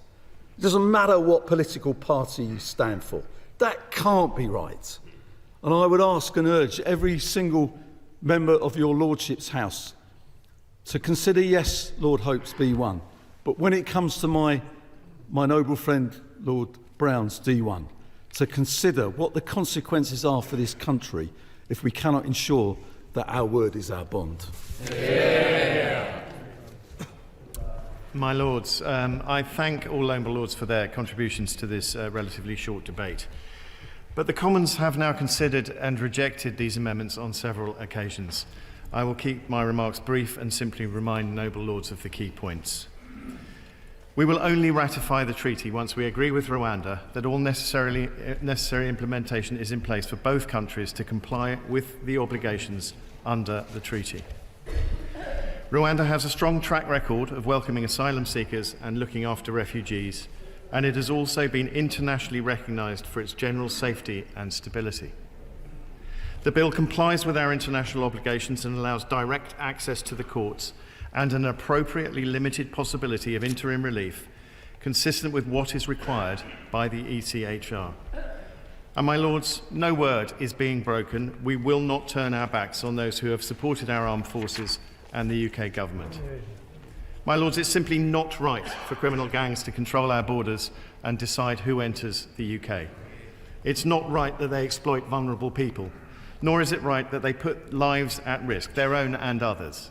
And my Lords, it is not right if this Parliament does not pass this legislation, which will enable us to protect those being exploited, protect our borders and stop the boats. I beg to move. My Lords, the question is that motion A be agreed to. As many of that opinion will say content. Content. The contrary not content. The contents have it. Motion B, Lord Sharp of Epsom. Move formally. My Lords, I've already spoken to motion B that this House do not insist on its amendment 3E, to which the Commons have disagreed for their reason 3F. I beg to move. The question is that motion B be agreed to. Motion B1, Lord Hope of Craighead. I do not wish to say any more. I simply wish to test the opinion of the House on my amendment 3G. The original question was that motion B be agreed to, since when motion B1 has been moved as an amendment to motion B, at the end to insert the words as printed on the Marshall list. The question, therefore, is that motion B1 be agreed to. As many of that opinion will say content. Content. The contrary not content. Not content. The question will be decided by a division. I will advise the House when voting is open. Well done. Voting is now open. Clear the bar.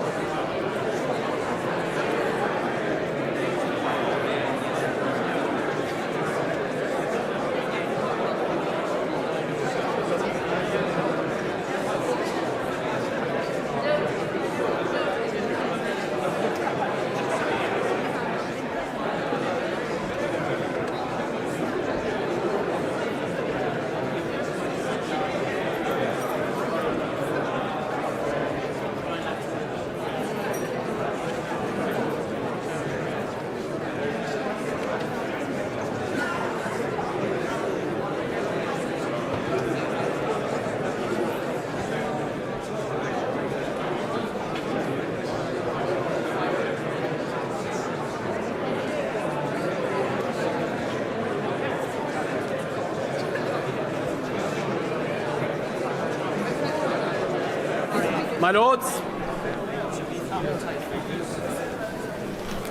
the question is that motion B1 be agreed to. As many of that opinion will say content. Contrary not content. The contents will go to the right by the throne, the not contents to the left by the bar.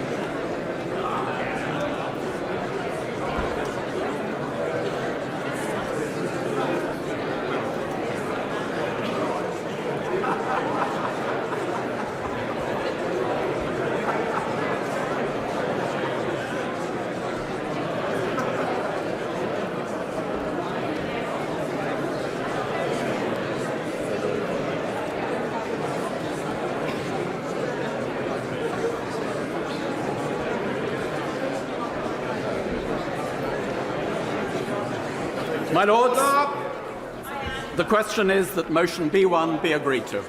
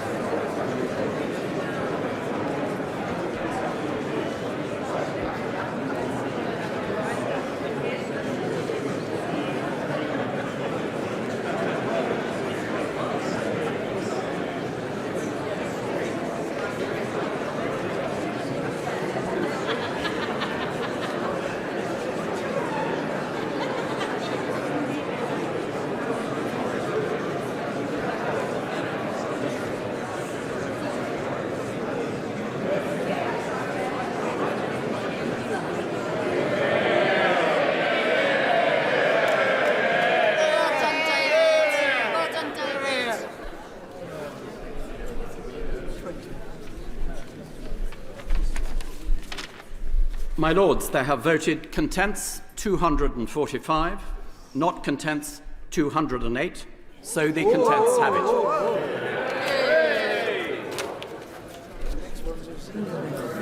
it. Motion C, Lord Sharp of Epsom. My Lords, I've already spoken to motion C that this House do not insist on its amendment 6D, to which the Commons have disagreed for their reason at 6E. I beg to move. The question is that motion C be agreed to. Motion C1, Baroness Chakrabarti. Not moved. The question, therefore, is that motion C be agreed to. As many of that opinion will say content. The contrary, not content. The contents have it. Motion D, Lord Sharp of Epsom. My Lords, I've already spoken to motion D that this House do not insist on its amendment 10D, to which the Commons have disagreed for their reason 10E. I beg to move. Motion D be agreed to. Motion D1, Lord Brown of Ladysmith. My Lords, I beg to move motion D1. The original question was that motion D be agreed to. Since when motion D1 has been moved as an amendment to motion D, at the end to insert the words as printed on the martial list. The question, therefore, is that motion D1 be agreed to. As many of that opinion will say content. Content! The contrary, not content. Not content. The question will be decided by division. I will advise the House when voting is open.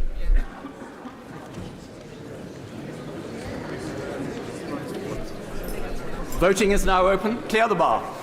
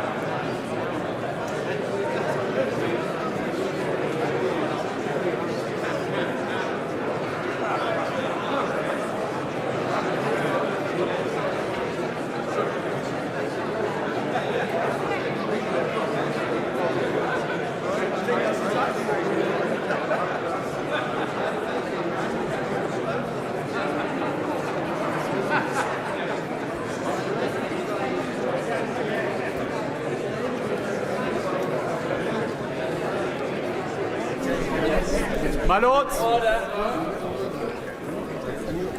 the question is that motion D1 be agreed to. As many of that opinion will say content. Content. The contrary, not content. The contents will go to the right by the throne, the not contents to the left by the bar.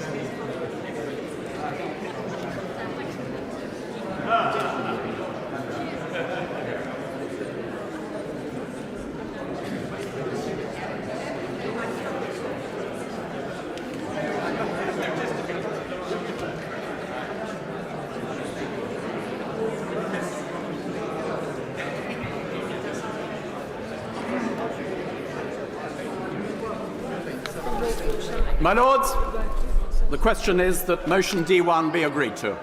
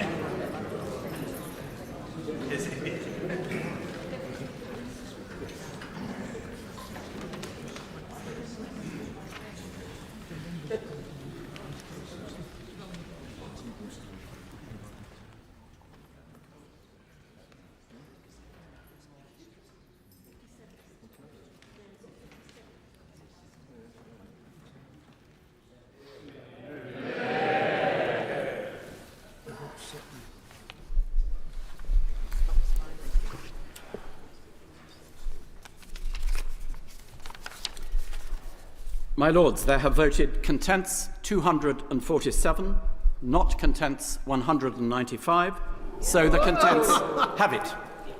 My Lords, we will allow a moment for the House to prepare itself for the next business.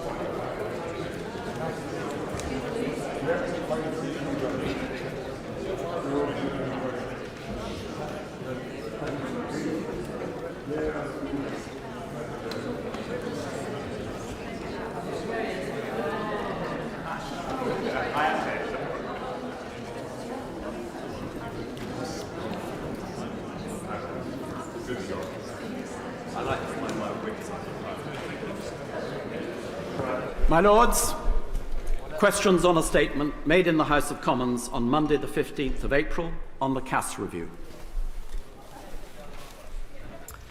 My Lords, Dr. Cass and her team are to be thanked for their rigour and their care with this report, in which they have navigated many complex and sensitive issues. This review into the NHS's gender identity services concludes that children and young people have been let down by inadequate research and evidence on medical interventions, and they've been failed by inadequate services amidst a debate which sadly has been marked by extreme toxicity. And at the same time, at the heart of the complexity around gender identity services are two aspects that are simultaneously true. There are trans adults who have followed a medical pathway and say that for all the pain and difficulty it involved, it was not just life-affirming, it was life-saving.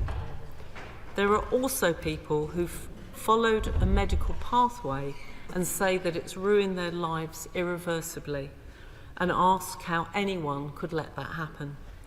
For those children, young people and now adults, but particularly those who are being referred into gender identity services today, there is a duty to get this right. My Lords, the Cass review refers to many scandals, which exposes both the inordinate amount of time that children and young people are waiting for care whilst their well-being deteriorates, and medical interventions that have been made on what could be called shaky evidence. So can the Minister say how it came to be that NHS providers refused to cooperate with this review? How was it allowed that adult gender services would not share data on the long-term experience of patients? What accountability does the Minister feel that there should now be? The Minister will know that the discussion around the substance of the review has been highly toxic. People have felt silenced, and it has required investigative journalism to prompt this review to take place. Tribute should be paid to journalists including Hannah Barnes and to the whistleblowers who together helped shine a light on the Tavistock Clinic. It is concerning to note that Dr. Cass said, "Toxic, ideological and polarised public debate has made the work of the review significantly harder," and that it will hamper the research that is essential to finding a way forward. This particularly vulnerable group of children and young people are at the wrong end of the statistics when it comes to mental ill health, suicide and self-harm.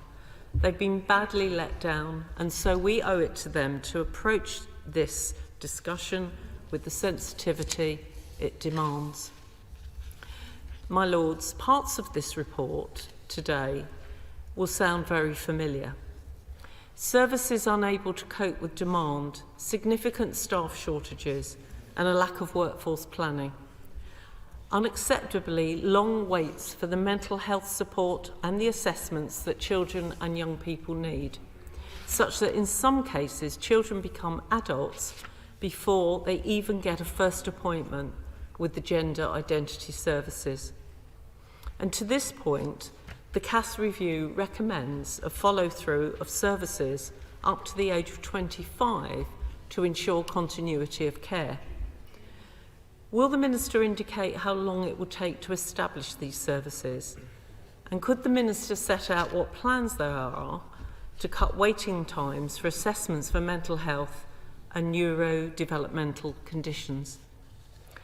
My Lords, last month's decision by NHS England to stop the routine prescription of puberty blockers to under 18s is welcome.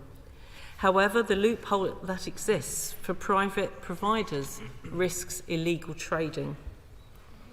In the other place, the Secretary of State stated that she expects private clinics to follow the report's recommendations to follow the evidence, and I underline our support for these expectations on compliance.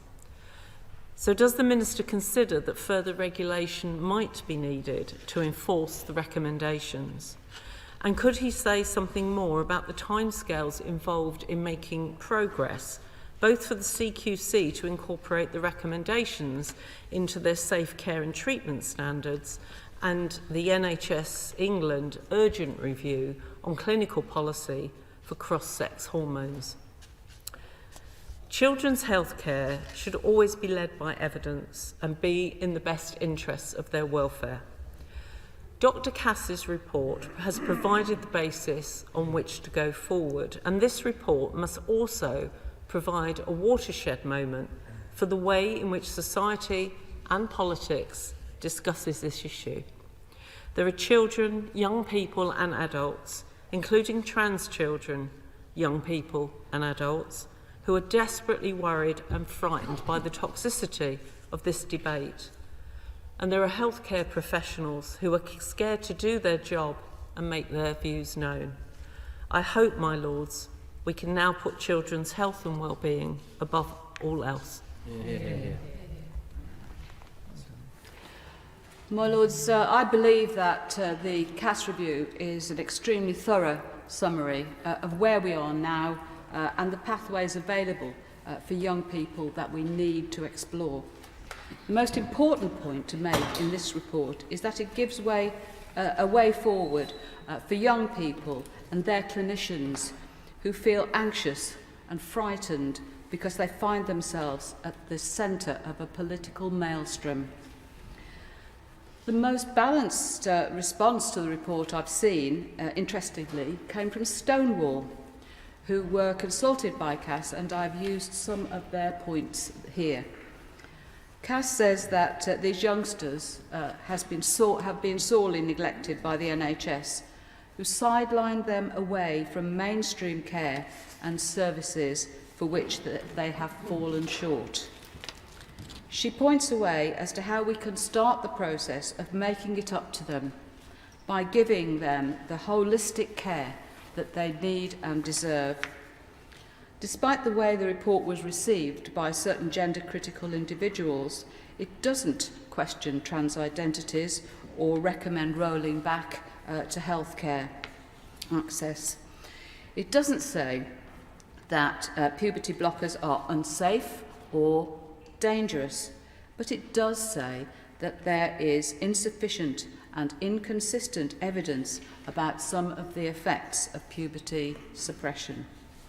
In addition, it notes that cross-sex hormones are a well-established practice that have transformed the lives of trans people and supports their use from the age of 16.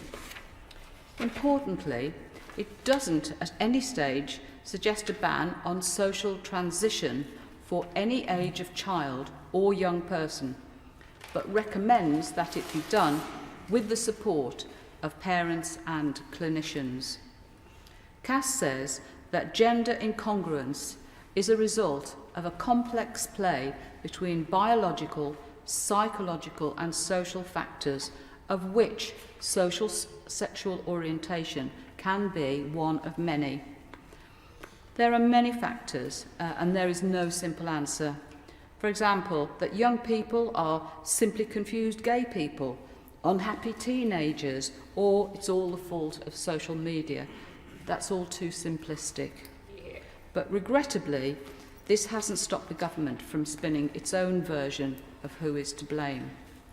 For example, the statement by Secretary of State Victoria Atkins this week says that Tavistock clinicians almost always put children on an irreversible path to blocking puberty, then prescribing cross-sex hormones and onto surgery as an adult.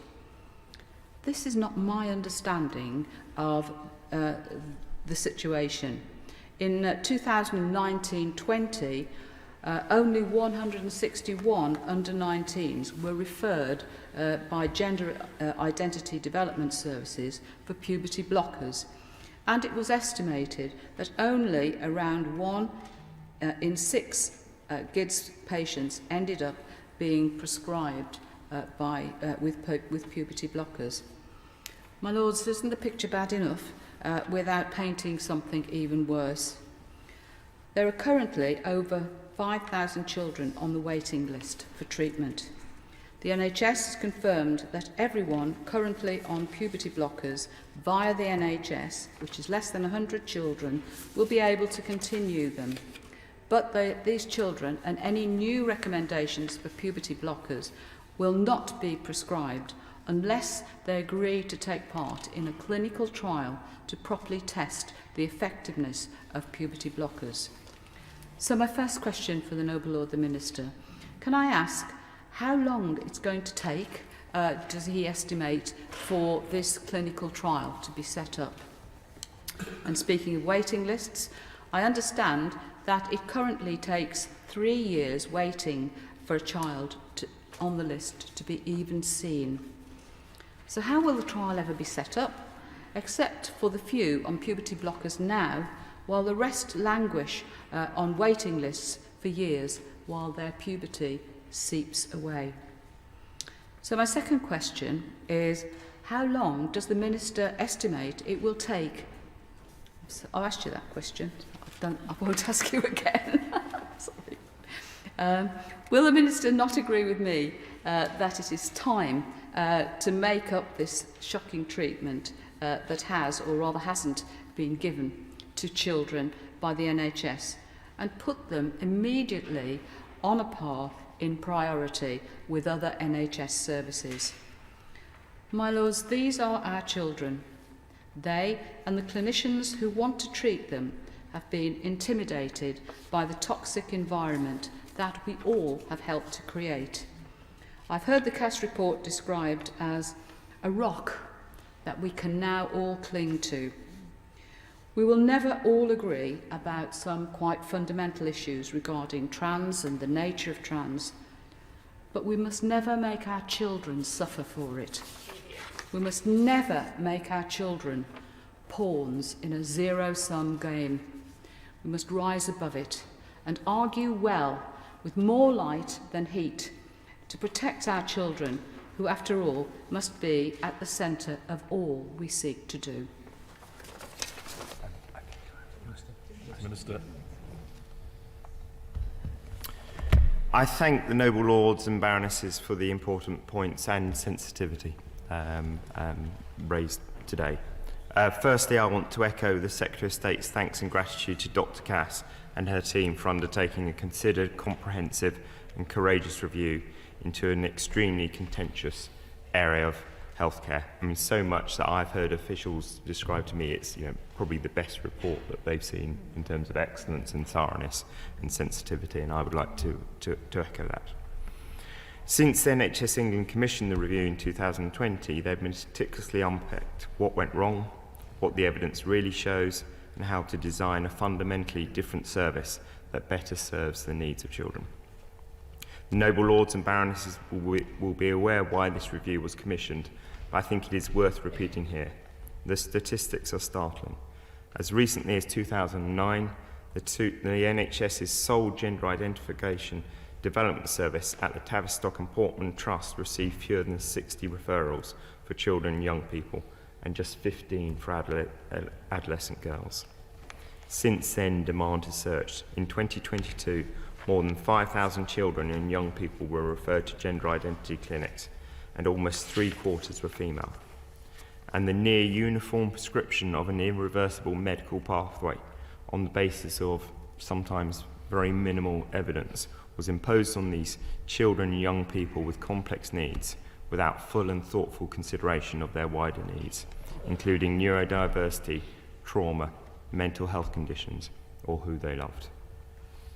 In her statement in the other place, the Secretary of State outlined the immediate priorities in taking forward recommendations from Dr. Cass's report.